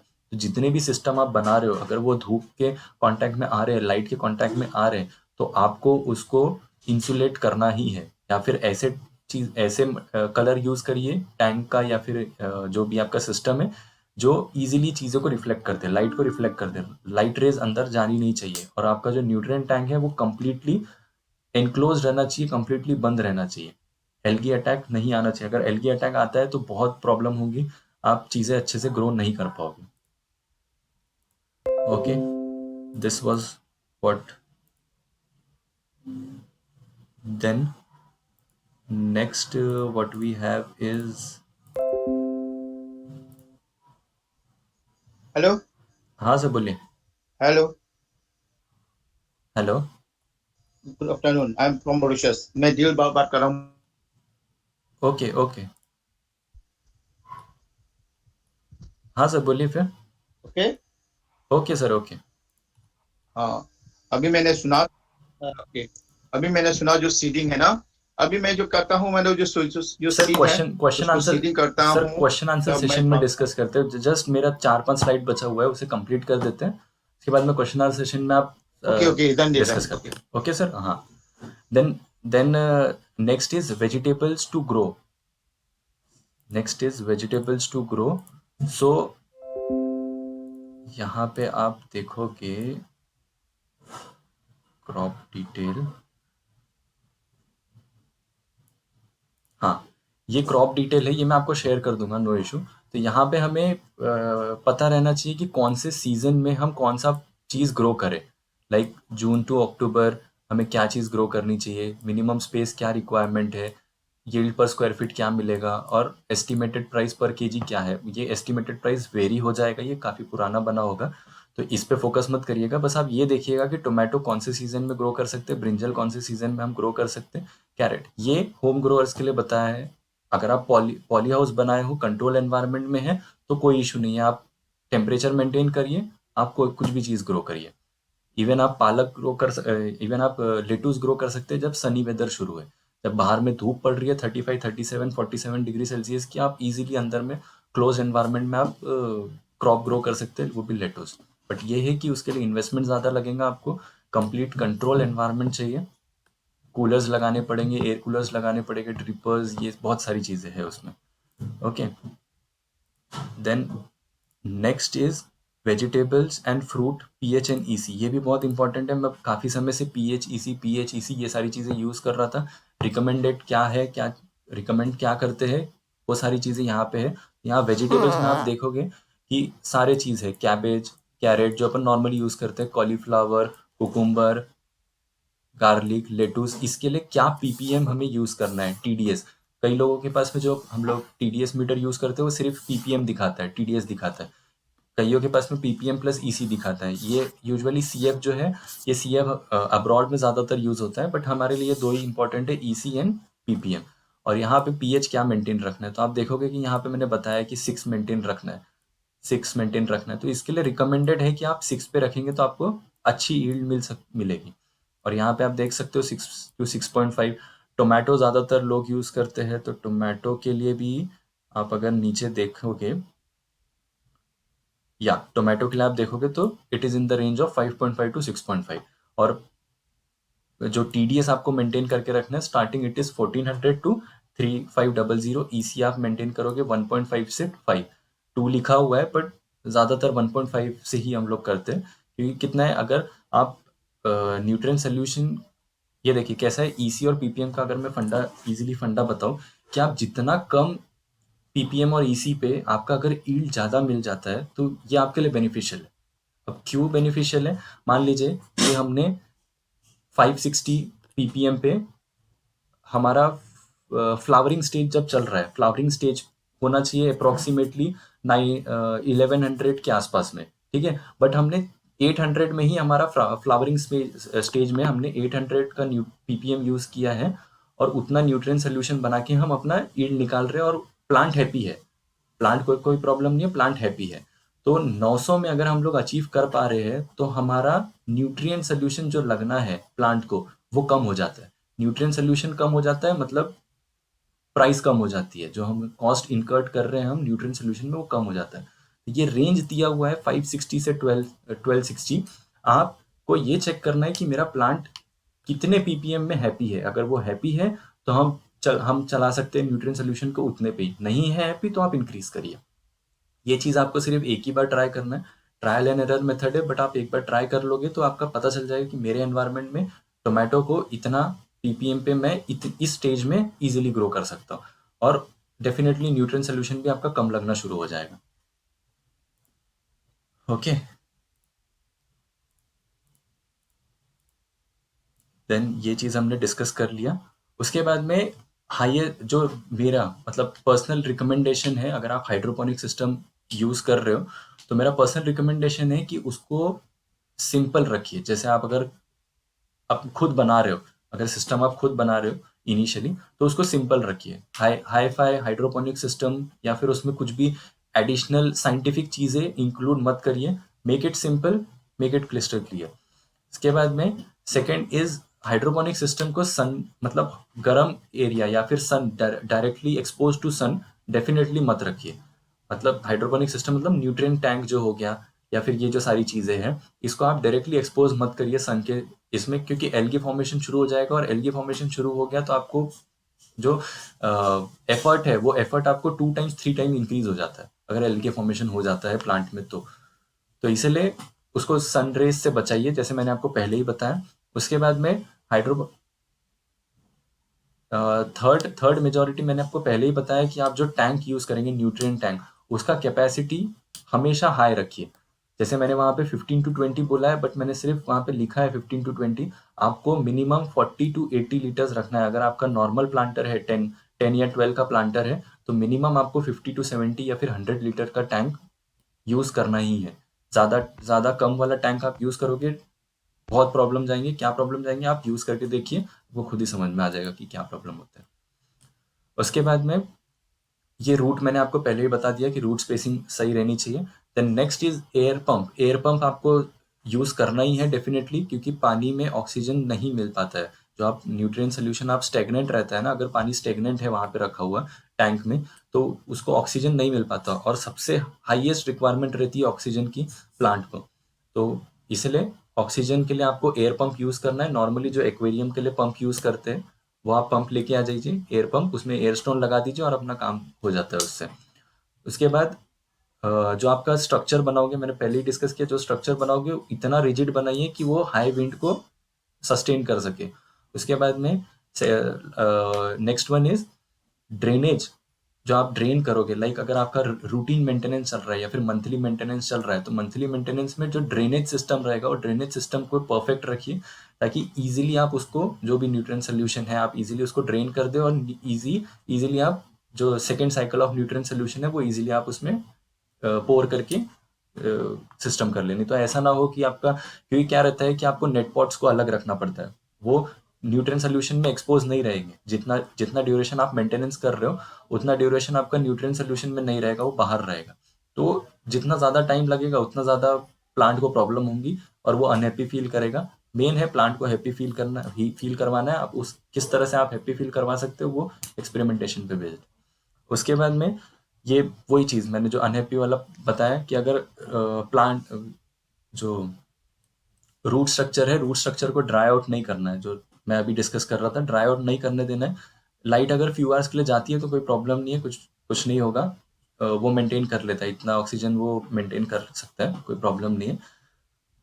देन नेक्स्ट जो प्लांट है, लाइक टोमेटो यूज़ कर रहे हैं या फिर जो क्लाइम करने वाले प्लांट होते हैं जितने भी, तो उसके लिए आपको पहले से ही सपोर्ट सिस्टम बना के रख देना है। लाइक प्लांट कैसे उसके स्टेम निकलेंगे उसको आपको सपोर्ट करना है, हैंगिंग करना है ऊपर से, उसके लिए आप सपोर्ट सिस्टम रखिए। टोमेटो के लिए जैसे आपने इमेजेस में भी देखा होगा, सभी लोग पहले से ही रस्सी या फिर जो भी चीज़ है वो पहले से ही उसमें बांध देते हैं ताकि वो उसके थ्रू ईजिली ग्रो हो जाए। तब जो भी उसके स्टेम निकलते हैं वो इवनली डिस्ट्रीब्यूट हो और हमें ईल्ड जो है वो अच्छे से मिले।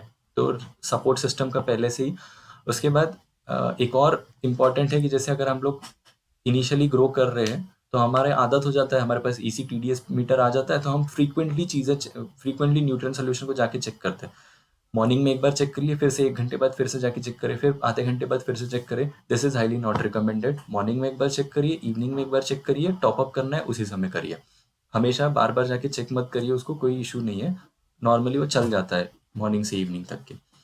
देन प्लांट को इजीली एक्सेस रखिए ताकि आपको ऐसा ना हो कि लैडर का यूज़ करना पड़े ऊपर चढ़ने के लिए, क्योंकि कई बार एक्सीडेंट भी हो सकते हैं कि आप लैडर यूज़ कर रहे, प्लांटर में ही आपका कुछ मतलब अनबैलेंस हो गया और पूरा NFT सिस्टम लॉस हो जाएगा। तो इतना रखिए कि आप normally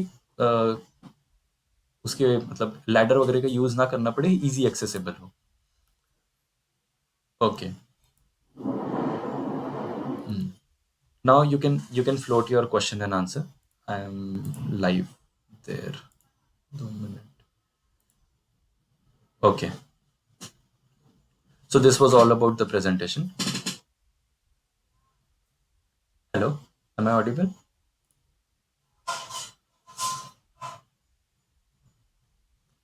Hello. Hello, yeah, you are audible. Yes, so this was all about basics of hydroponics. Now anyone have doubt you can ask. Hello. Yes sir. So Yes, Nikhil. actually I joined.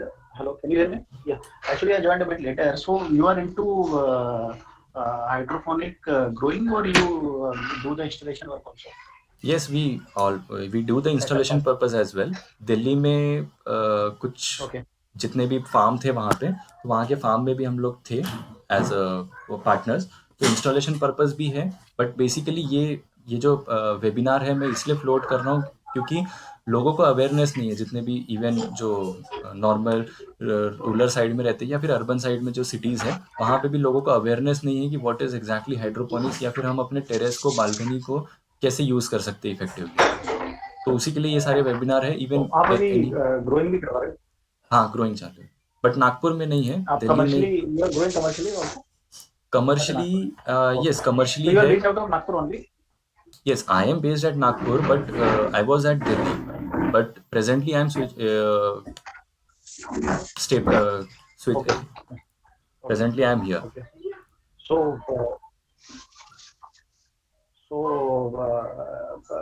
can I get a commercial quote from you regarding this polyhouse setup? Yes, I am also definitely, from Nagpur definitely. only. आप में का मेरा number है, directly आप call करिए, हम लोग discuss करते हैं। Are you from Nagpur?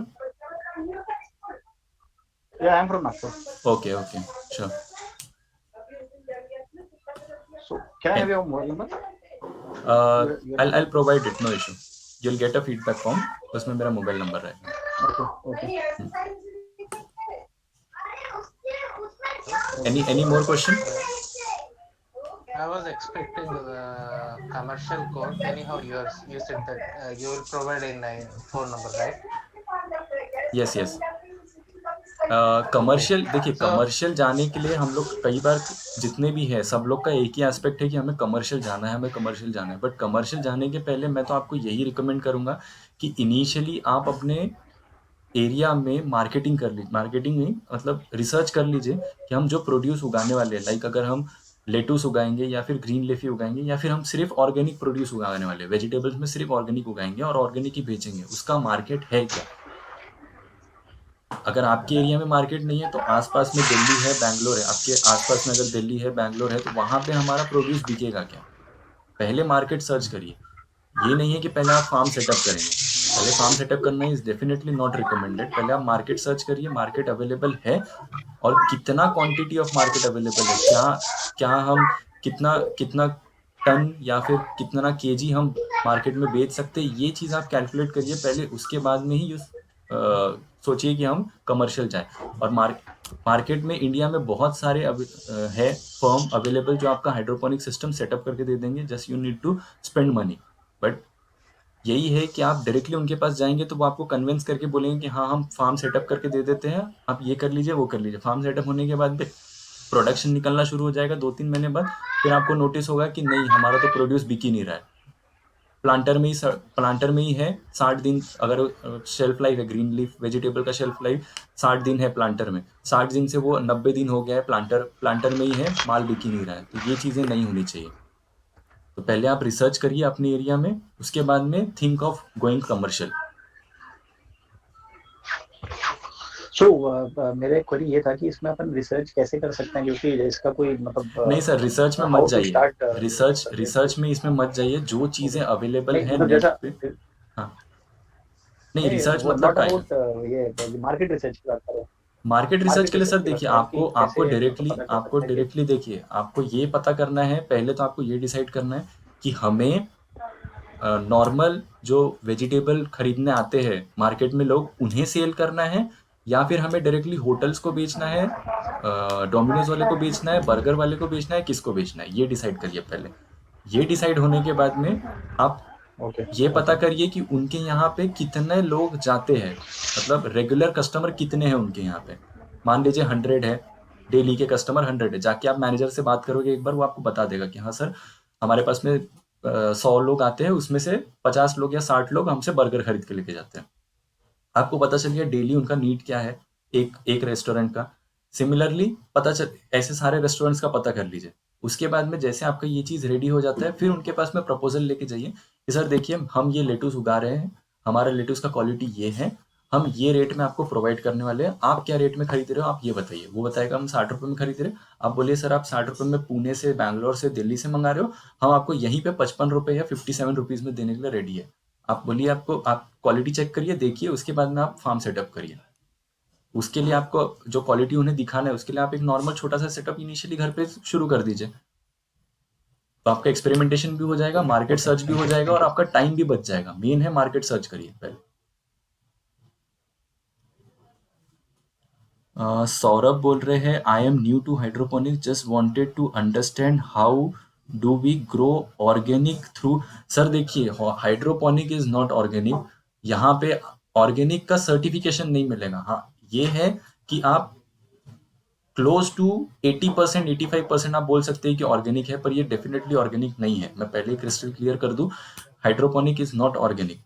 यहाँ पे आप यूज करते हो, अगर इंसेक्ट अटैक होते हैं आपके तो इंसेक्टिसाइड यूज करना पड़ता है, बट हाँ आपके पास में ऑप्शन है कि आप ऑर्गेनिक न्यूट्रिएंट यूज कर सकते हैं। अभी भी आप जो थर्ड पार्टी न्यूट्रिएंट यूज कर रहे हैं वो ऑर्गेनिक नहीं है, वो भी नॉर्मल न्यूट्रिएंट है बट वो ऑर्गेनिक नहीं है। तो ऑर्गेनिक नहीं होता है। आपको ऑर्गेनिक करने के लिए न्यूट्रिएंट्स है, ऑर्गेनिक न्यूट्रिएंट्स आपको यूज करने पड़ेंगे बहुत सारे, बट उसका नॉलेज मुझे नहीं है, तो मैं उसके रिकमेंडेशन नहीं करूंगा। आप यूट्यूब वगैरह या फिर कुछ कर लीजिए जिससे आपको पता चल जाए कि ऑर्गेनिक न्यूट्रिएंट्स कैसे यूज करते हैं, क्योंकि अगर एक्सपर्टीज नहीं होता I can't talk about that.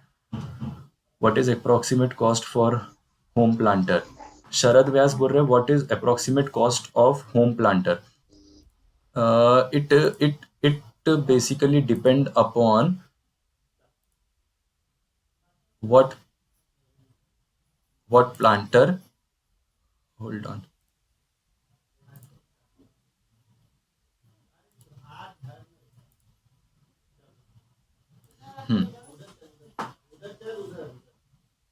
What approximate cost for home planter? देखिए वो डिपेंड करता है कि हाँ, वो डिपेंड करता है कि आप कितने प्लांटर का अरेंजमेंट कर रहे हैं, लाइक 10 प्लांटर्स, 12, 20 प्लांटर्स। उसमें भी आप जो पाइप यूज करोगे वो पीवीसी पाइप नॉर्मल जो यूज कर रहे हैं लोग हॉबीस्ट पर्पज के लिए, आप वो यूज करोगे, या फिर एनएफटी पाइप यूज करोगे जो अप्रोक्सीमेट 250 रुपीज पर मीटर आता है।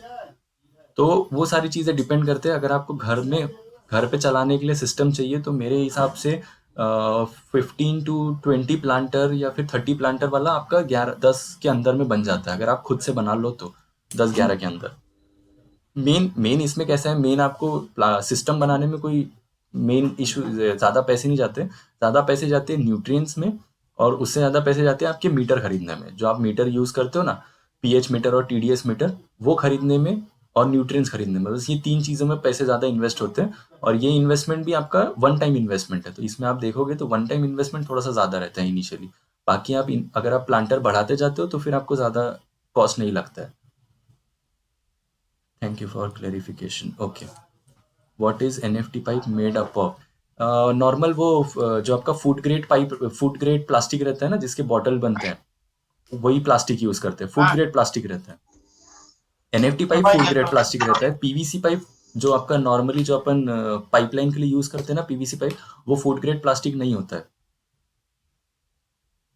तो उससे थोड़े से प्रॉब्लम हो सकते हैं। अगर आप कैल्शियम नाइट्रेट, नाइट्रोजन वगैरह यूज करोगे तो उसमें प्रॉब्लम होते हैं, मतलब ऑर्गेनिक नहीं मिल पाएगा, थोड़े से प्रॉब्लम रहते हैं।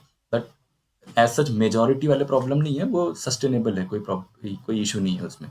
एनएफटी पाइप ठीक रहता है, परफेक्ट रहता है। फूड ग्रेड पाइप रहता है, कोई प्रॉब्लम नहीं है। ओके, हाय, मेरे एक छोटा सवाल है। मैं वैसे बालकनी में होम नीड्स के लिए सोच रहा था करने के लिए। This is the first time I am new to this completely. Okay. सवाल ये है कि आपने बीच में कहा था कि we need to actually experiment and find out कि किस क्वांटिटी में, या जो है वो pH level and the other things, right, that you mentioned, ppms वो सब प्लांट को कौन सा लेवल जो है जो हैप्पी रखता है, तो वो फाइंड आउट करने के लिए obviously we have to end up experimenting it first time. नहीं, एज सच इसमें एक्सपेरिमेंटेशन की जरूरत नहीं है। Not even you required any scientific knowledge. हमें क्या करना है, सिर्फ पहला हफ्ता हमने मेंटेन करके रखा। मैं एग्जांपल ले रहा हूँ कि आप एक्स क्रॉप ग्रो कर रहे हो, उसका टीडीएस रिकमेंडेशन है 500 से 800 तक। 500 से मान लो 1100-1200 तक, 500 to 1200। अब हमें क्या करना है, हमने इनिशियल जब हमने पहला सेटअप किया, जब प्लांट हैप्पी चल रहा है या फिर प्लांट का हमने सीडलिंग ट्रांसप्लांट किया है एनएफटी सिस्टम में, तब हम लोग उसे 500 to 600 पीपीएम पे चला रहे। अब देखे हमने कि प्लांटर सही चल नहीं रहा है, थोड़ा सा उसमें मुरझा रहे हैं, लीव्स जो है वो सही से नहीं वर्क कर रहे, तो हम फिर उसका पीपीएम इंक्रीज करेंगे, 800 तक बढ़ाएंगे। 800 में भी नहीं हो रहा है, फिर हम 900 पे बढ़ाएंगे। फिर 900 का आ गया, फिर 900 में हम सोचे कि नहीं अब तो प्लांटर सही चल रहा है, तो हम उसको थोड़ा सा रिड्यूस करने की कोशिश करेंगे 50। फिर अगर सही चल रहा है तो फिर हम और 20 ऐसा रिड्यूस कर, मैं एग्जांपल ले रहा हूँ। तो आप इस तरह से एक्सपेरिमेंट करिए। एक्सपेरिमेंट नहीं है, ये ट्रायल एंड एरर मेथड है, और ये आप अगर 1-2 महीना अच्छे से करो ना तो आपको मिल जाएगा सही रेसिपी। मेन ये है कि आपका कॉस्ट कम करना है। मेरा ये एम नहीं है कि आप एक्सपेरिमेंट करो। मेरा ये एम है कि आप न्यूट्रिएंट में जो पैसा इन्वेस्ट कर रहे हो उसे कम करो, क्योंकि पीपीएम इंक्रीज होगा तो न्यूट्रिएंट्स का कॉन्सेंट्रेशन इंक्रीज होगा। न्यूट्रिएंट का कॉन्सेंट्रेशन इंक्रीज होगा तो कॉस्ट इंक्रीज होगा। Okay, got it. सो उसको अगर ट्रायल एंड एरर अगर मेथड यूज करना है, देन हमें फिर सेम प्लांट्स रखने पड़ेंगे, राइट? Same seedlings. हाँ, तो सर सेम प्लांट आपका चलेगा ना 2 महीने 3 महीने। लेटूस भी आप ग्रो कर रहे हो तो 2 महीने में प्रोड्यूस निकलेगा। हाँ, करेक्ट। नहीं, मैं ये पूछ रहा हूँ कि अब जैसे एक सिंगल सेटअप में टेक फॉर एग्जांपल हम अगर 12 या 16 प्लांट्स रख सकते हैं, तो उसमें सबसे सेम रखना पड़ेगा कि अलग अलग भी रख सकते हैं? क्योंकि एक्सपेरिमेंट अगर हम हिट एंड ट्रायल मेथड करेंगे, नहीं, आपको पूरा कंप्लीट सेटअप में ट्रायल करना है। सिंगल निकाल के सिंगल में नहीं करना है, पूरा कंप्लीट सेटअप में ट्राई करिए, कोई प्रॉब्लम नहीं है। हाँ, बस इतना है कि आप क्लोजली मॉनिटर करते रहिए डेली, देखिए कि प्लांट में सही चल रहा है कि नहीं, हैप्पी है कि नहीं प्लांट। अगर हैप्पी है तो कोई टेंशन नहीं है। Okay, thank you. Just wait a second, battery low हो रही है, मैं अब चार्जिंग पे लगाता हूँ, just wait a second.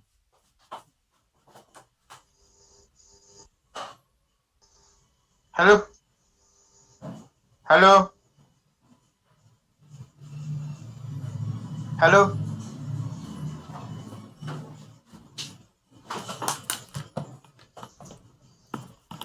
Hello hello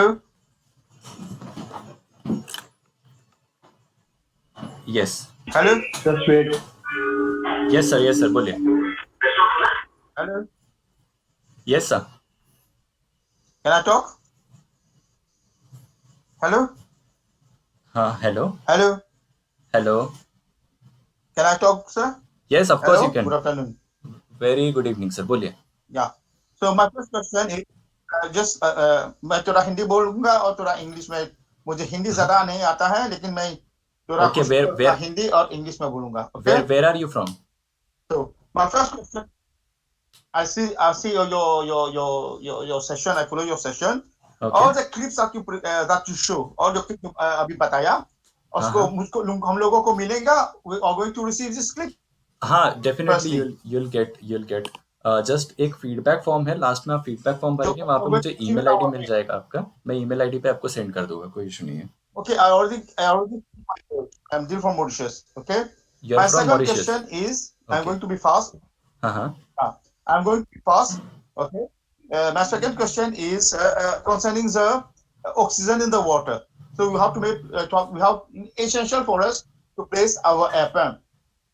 yes sir, definitely you required an air pump.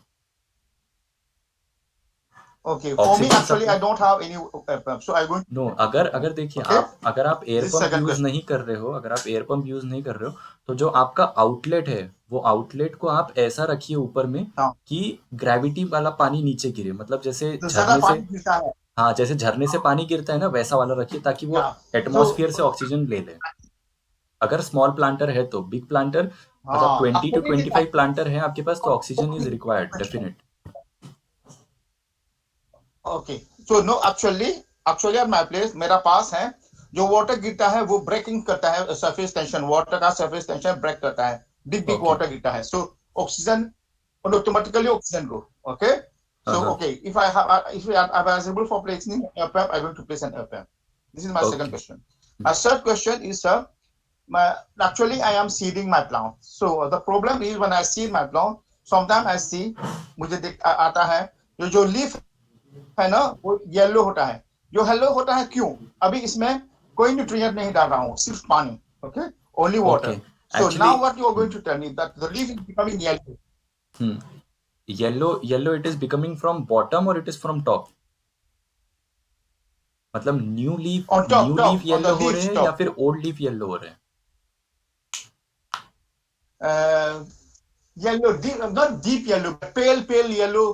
All my leaf are coming like this. Okay, pale yellow. तो कैसे करिए, जैसे आपका 2 या 3 लीफ जब निकल जाते हैं ना, तब आप उसमें एक माइक्रो न्यूट्रिएंट का स्प्रे कर लीजिए।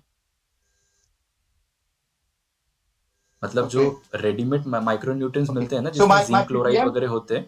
So actually my ppm. Yes. So actually, sir, I am using only fresh water. Okay. Now I have to increase the ppm at least by 1.2, 100, 150. How many? Fresh water, what is the TDS of fresh water?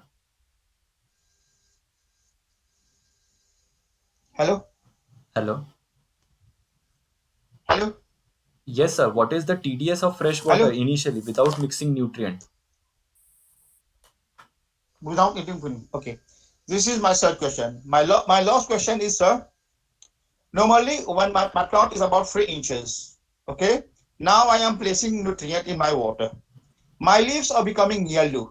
Is it lack of nutrient or if excess of nutrient? Okay, this is after planting into your NFT system. After shifting into your NFT system. Yeah, after planting, 2 weeks. What? Sorry. Okay, I got your question.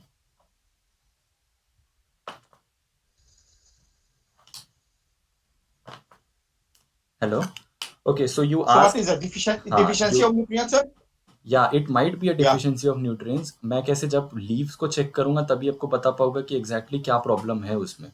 जैसे नीचे के leaves है या फिर ऊपर के leaves, कौन से लीव्स येलो हो रहे हैं वो चीज Sorry, नोटिस I करने. don't listen. Sorry, back. Sorry, हाँ, तो वो देखने के बाद में ही पता चलेगा. उसके tell बाद us one more, sir. I don't listen to you properly. Sir my voice is Audible. Hello Ankita, reply my voice is Audible. Hello, I am not getting you properly. Hello, hello. Yeah, you are audible. hello, I not. Both of you are audible. I am not getting your point. So what the leaf? Yeah. So is this deficiency of efficiency, Yes, or I have definitely. to place more solution? No, sir, you don't have to place more solution. You have to find out what is the deficiency. That means what is lacking. Like primary nutrients is lacking, secondary nutrients is lacking. There is deficiency because of iron, deficiency because of nitrogen, or deficiency because of sulfur, chlorine, etc. So you have to find out. I'll share one chart with you. You just notice that chart and find out where the deficiency is, at lower portion, at middle portion, or at top portion. Which leaf is becoming yellow, which leaf is becoming like the veins of the leaves are becoming yellow, or what. I'll share the chart with you. You'll get easily, and just provide that nutrients to your plant within 3 to 4 days. I guess your plant will be happy. Okay. Yes. Okay. Thank you, sir. Okay. Next question is Raj have asked, for 400 square yard, how much investment is required for? Yeah, this I can't answer. Like which system you have to install. तुम्हें poly house कौन सा वाला बनाना है, natural वाला है, control environment वाला है, और 400 स्क्वायर यार्ड में आपको कितने प्लांटर लगाने हैं, आप लोग प्लांटर कौन सा यूज करोगे, ये सारी चीजें हम यहाँ पे मतलब डायरेक्टली वी कांट टेल कि आपको कितना इन्वेस्टमेंट लगेगा. Okay. Any another question?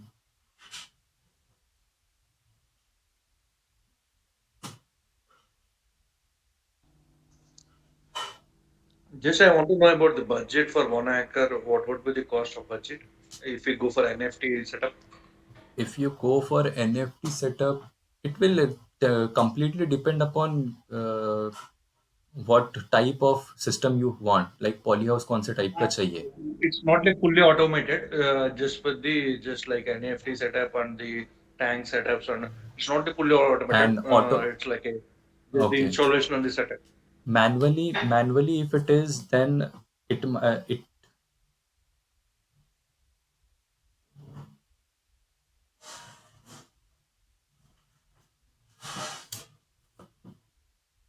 हाँ, तो बेसिकली कैसे है कि वो डिपेंड करता है कि किस तरह का सिस्टम आप यूज़ कर रहे हैं. आपने जैसे बोला कि हमें मैनुअल सेटअप यूज़ करना है, तो यू लाइक अगर आपको सप्लायर सही से मिल जाते हैं जो भी चीज़ के है, तो आपको अगर पॉली हाउस, नेट हाउस, अगर जो आपको पॉली हाउस बनाना है, पॉली हाउस अगर आपका in the range of between 1 एकड़ में अगर आपको सेटअप करना है, और अगर वो 15 लाख के अराउंड बन जाता है, एंड देन सिस्टम अगर आप डिज़ाइन कर लेते हो, वो करीबन 15 लाख इनिशियल लग जाता है. तो इट इज़ अबाउट 1 एकड़ में अगर आपको कंप्लीटली करना है सारी चीज़ें फंक्शनिंग, तो I guess 20 to 25 lakh is sufficient amount manually. मतलब you have to rigorously work upon it, not automatic.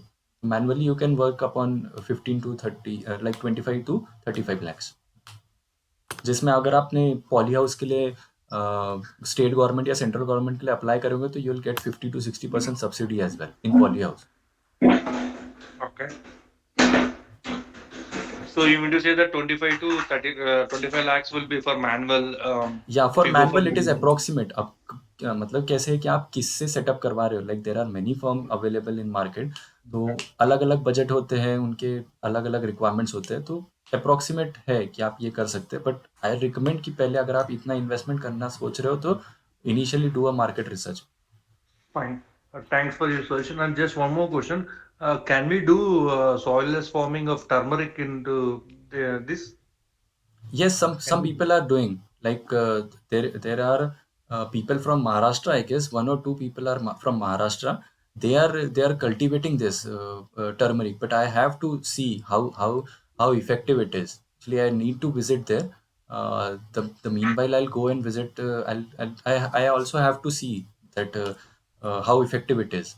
They are growing definitely. Maharashtra, 1 or 2 people are there. They're growing turmeric as well in hydroponic system. Yeah, fine, sir. Thanks for the information.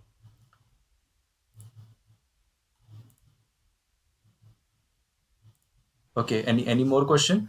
I'll be sharing a feedback form with you guys. So if possible, please write your feedback. The mail ID, जो भी mail ID मुझे वहाँ से मिलेगी, मैं सारे content जो भी था आज का वो कंटेंट मैं आपको वहाँ पे शेयर कर दूंगा, crop detail and all, which will be definitely helpful to you all. Any more further question? So lastly, how was the session? Like more further session आपको किस तरह का आगे further session चाहिए? थोड़ा सा आप वो भी discuss कर ले तो it would be better for organizing a second webinar. How about growing bigger plant like papaya and banana? Papaya and banana only you can grow in soilless, like coco peat and manure as well, manure and all. In hydroponic मैंने तो अभी तक देखा नहीं है कि इतना बड़ा प्लांट ग्रो हुआ है हाइड्रोपोनिक्स में, तो थोड़ा सा मुश्किल है. बट हाँ, आप सॉइललेस फार्मिंग कर सकते हैं कोकोपीट और मैन्योर वगैरह में, उसमें कोई इशू नहीं है. Yes, of course you can grow Tulsi grow करने में कोई प्रॉब्लम नहीं. हाँ सर, बोलिए. Is there any possibilities for feasibility field visit in your format? What? कुछ पॉसिबल हो सकते हैं फील्ड विजिट के लिए? फील्ड विजिट के लिए पॉसिबल दिल्ली में है, कुछ 1-2 फार्म है, बट अभी कोरोना के समय में उन लोग थोड़ा सा मना कर रहे हैं. बट आप हो कहाँ से? आई am from Hyderabad. I thought of coming to Delhi in the next couple of months. Okay, in Delhi, but presently I am at Nagpur, so I am not staying in Delhi. But yeah, there are many firms. You can ask them if they are ready to allow you. But corona के चक्कर में थोड़े से मना कर रहे हैं, because उनको भी कैसे है कि प्लांट को भी डिजीज होते हैं ना, तो प्लांट को डिजीज के लिए उन लोग भी थोड़ा सा टेंशन ही लेते हैं, क्योंकि they have set up a complete farm, और अगर एक प्लांट को डिजीज हो गया मतलब कंप्लीट जो उनका पूरा सिस्टम है वो फेल हो जाएगा. तो उन लोग थोड़ा सा प्रॉब्लम, उन लोग थोड़ा मना ही करते हैं. Garlic is also possible from this system, right? Garlic is also possible. You can garlic, I guess hydroponic system में गार्लिक का तो मैंने नहीं सुना, मतलब अभी तक के जितना है, बट डेफिनेटली इंडिया में कोई ना कोई तो कर ही रहा होगा, बट मैंने सुना नहीं है. बट टर्मरिक का मैंने डेफिनेटली सुना है, जो मैंने आपको बता दिया. गार्लिक का मैंने नहीं सुना है. सॉइललेस का ही कर रहे हैं लोग, मैन्युअर में ही सॉइललेस कर रहे हैं, बट हाइड्रोपोनिक का मैंने नहीं सुना है अभी तक. Okay. In Chandigarh there is any farm to visit? या हो गए यार, फार्म हर एक जगह पे है मेरे स्टेट, मतलब हर स्टेट में 1-2-3 फार्म तो है डेफिनेटली. सारे के कॉन्टैक्ट्स तो मेरे पास में नहीं है अभी, तो एट प्रेजेंट नहीं है. बट हाँ, अगर कॉन्टैक्ट्स बनते हैं थ्रू तो मैं डेफिनेटली आप लोग को शेयर कर दूंगा. बट आप अगर यूट्यूब वगैरह करेंगे तो आपको पता चल ही जाएगा कि कहाँ पे कितने फार्म है. Then do you have any contact in West Bengal near Kharagpur where I can reach for hydroponic setup in my balcony? Balcony setup के लिए तो कोई अलाउ नहीं करेगा आपको, बट अगर आपको फार्म विजिट करना है तो फार्म मिल सकते हैं आपको वेस्ट बंगाल में. यूट्यूब वगैरह करिए, आपको पता चल जाएगा, क्योंकि यूजुअली घर पे बालकनी में सेटअप किसी ने किया भी होगा तो वो पब्लिसिटी नहीं करा होगा ना इतना, होम पर्पस हॉबी पर्पस के लिए किया होगा उसने. Thank you for the information. I will contact you for physical meeting at Nagpur for more information. Sure, sir. Sanjay, sir, definitely you can contact me. Okay. Thanks for your information. Next. Membership and paying online by credit or debit card.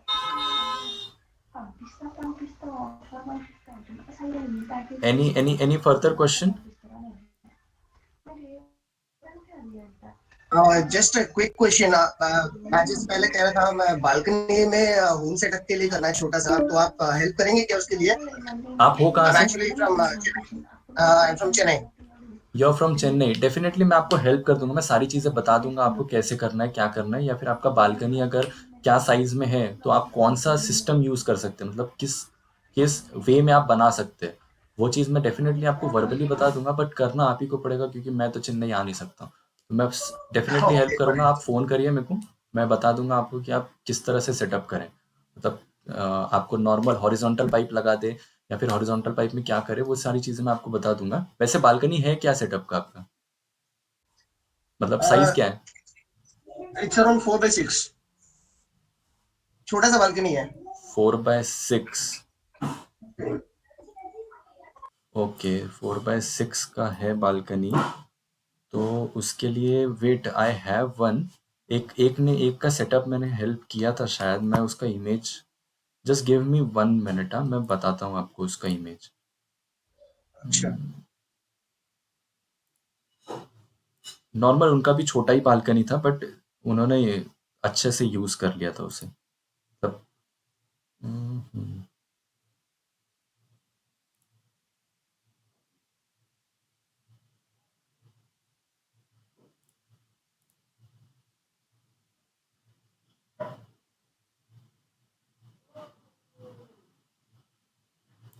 Yes, my slide is visible.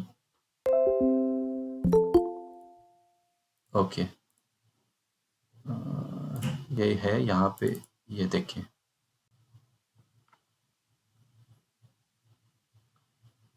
Yes, image दिख रहा है।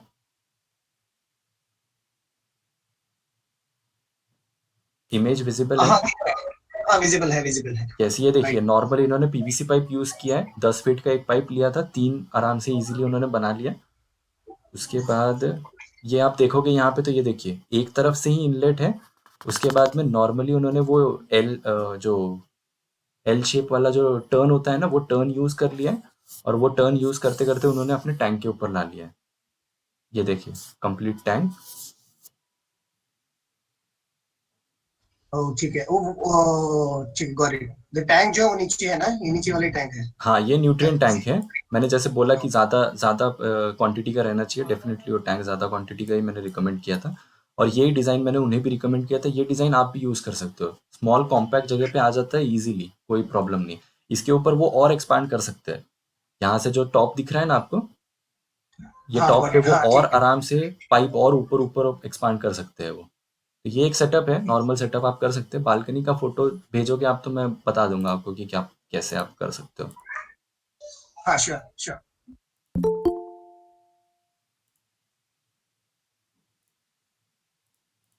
Okay. And next is okay. Thank you for information. I will contact. Okay, this was. Do you have any WhatsApp group?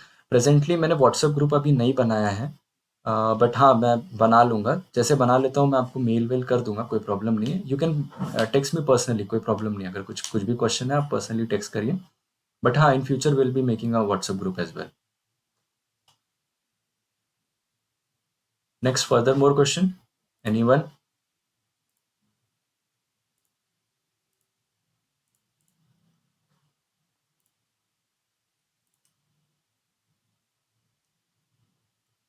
Please share your number. Okay, I've shared my contact number. You can go to Nagpur Hydroponics page.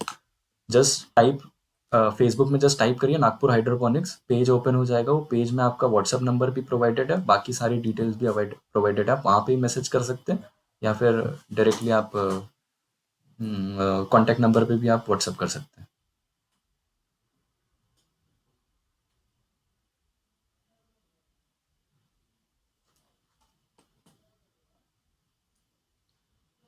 Okay, any more question?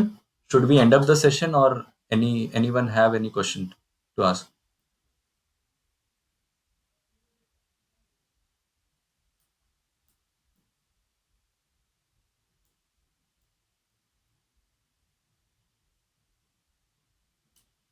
Okay, Rajesh sir. Okay, I got your contact number.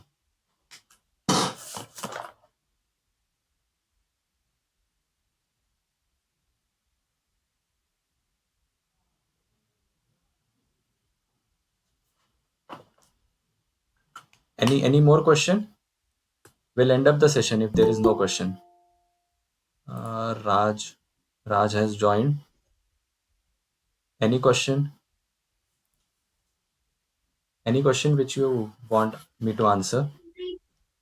No, thank you very much for this very knowledgeable information regarding this new technology in India Yes, sir. regarding this to produce and cultivate your own kind of veggies at your Yes, home sir. or or on commercial basis. Thank you very much. It's very informational, Yes, sir. and Yes, sir. in future also would like to contact with you to gain Yes, sir. more information and to Mhm. just start our just own. follow. Basically, Just I would like. okay. Yes, Yeah, sir. yeah, yeah. Please, please. First, finish yourself. Yes. Yeah, just What you're follow saying. our Nagpur Hydroponics page on Facebook. Therein you'll get every Yeah. information. Like if we are organizing any free webinar, you'll get an information from there. And in coming month, we'll definitely coming with a series of webinar. So Okay. just use that feedback form to fill, and there is some, like I have mentioned which topic you want in next session to be discussed. So you just mark it. So we'll be coming up with the same session in the same webinar in next session. Okay. Yes, Raj, so you Are can you continue. frequently visiting? Are you frequently visiting Delhi? Not frequently, sir, but sometimes I visit. Like it is not uh, on regular basis, but for what reason you are saying? Like I'm having a home nearby Delhi also, but I'm presently residing nearby Chandigarh. So frequently I'm visiting Chandigarh. So I would like to meet you personally and discuss all the things. That's why I'm asking this thing. Yes, sir. Don't wait for me to come at your place. Just I've provided my contact number. You just call me, and every possible question which I am knowing, which I am familiar with, I am definitely going to help you. No issue in that. Yeah. So don't Because wait for me to I'm come at your residing in a city. place, na, I'm Don't. residing in a place where his temperature is very low, below 20 degree. That is very much comfortable for green lettuce to grow. Okay, okay, You okay, don't need to have any poly house. Just use okay, 90% shade net, green net, okay. to just control your photon transmission. Use 90%, or Mhm. even you can use 50% green net and start your Okay, production. No need to install any cooler, water cooler, or anything. That is very much good condition for green lettuce to grow. okay, okay. Thank you. I will contact you further also to get more Sure, information sir. Sure, regarding it. sir. Thank you very much. Okay, It's sir. a pleasure meeting you and attending this meeting. It's pleasure for me. Thank you, sir. Thank you. Thank you very much. Thank you very much. Any more question or any suggestion regarding this webinar? No, it's very good and very informational. In future, also you can conduct these kind of webinars to generate more awareness Yes, sir. to more Definitely. I'll people. come up. I'll come up with a series of webinar. Yeah, that will be great. That will be great for us, our kind of people, those who are not knowing anything about this Yes, sir. technology. Yes, sir. Definitely, I'll come up with that. Thank you very much. Thank you. Okay. If any question is left out, please you can ask now, because in 13 to 40 seconds we'll be leaving the session and ending up this slide. As of yet, it's like this is the first time I'm gaining information regarding it. I heard a lot about this technology, but recently I'm planning to make my career or to start something in it. That's why I'm attending you this webinar. Okay, sir. Okay, sure, sir. You can go for it, but first, the like for in hydroponic, I usually recommend people to initially learn from Yeah. any source. It would be YouTube, any research paper, any book, and all. Then make your own setup. Try that Mhm. setup, and then go for market search, and then go for commercial. This is the Okay. step you should follow. If you follow this step, your business will definitely grow. Mhm. Thank you. Thank you very much. Okay, sir. Okay, guys, we'll end up the session. Thank you for joining Nagpur Hydroponics. I'm signing off. Okay, thank you, girl.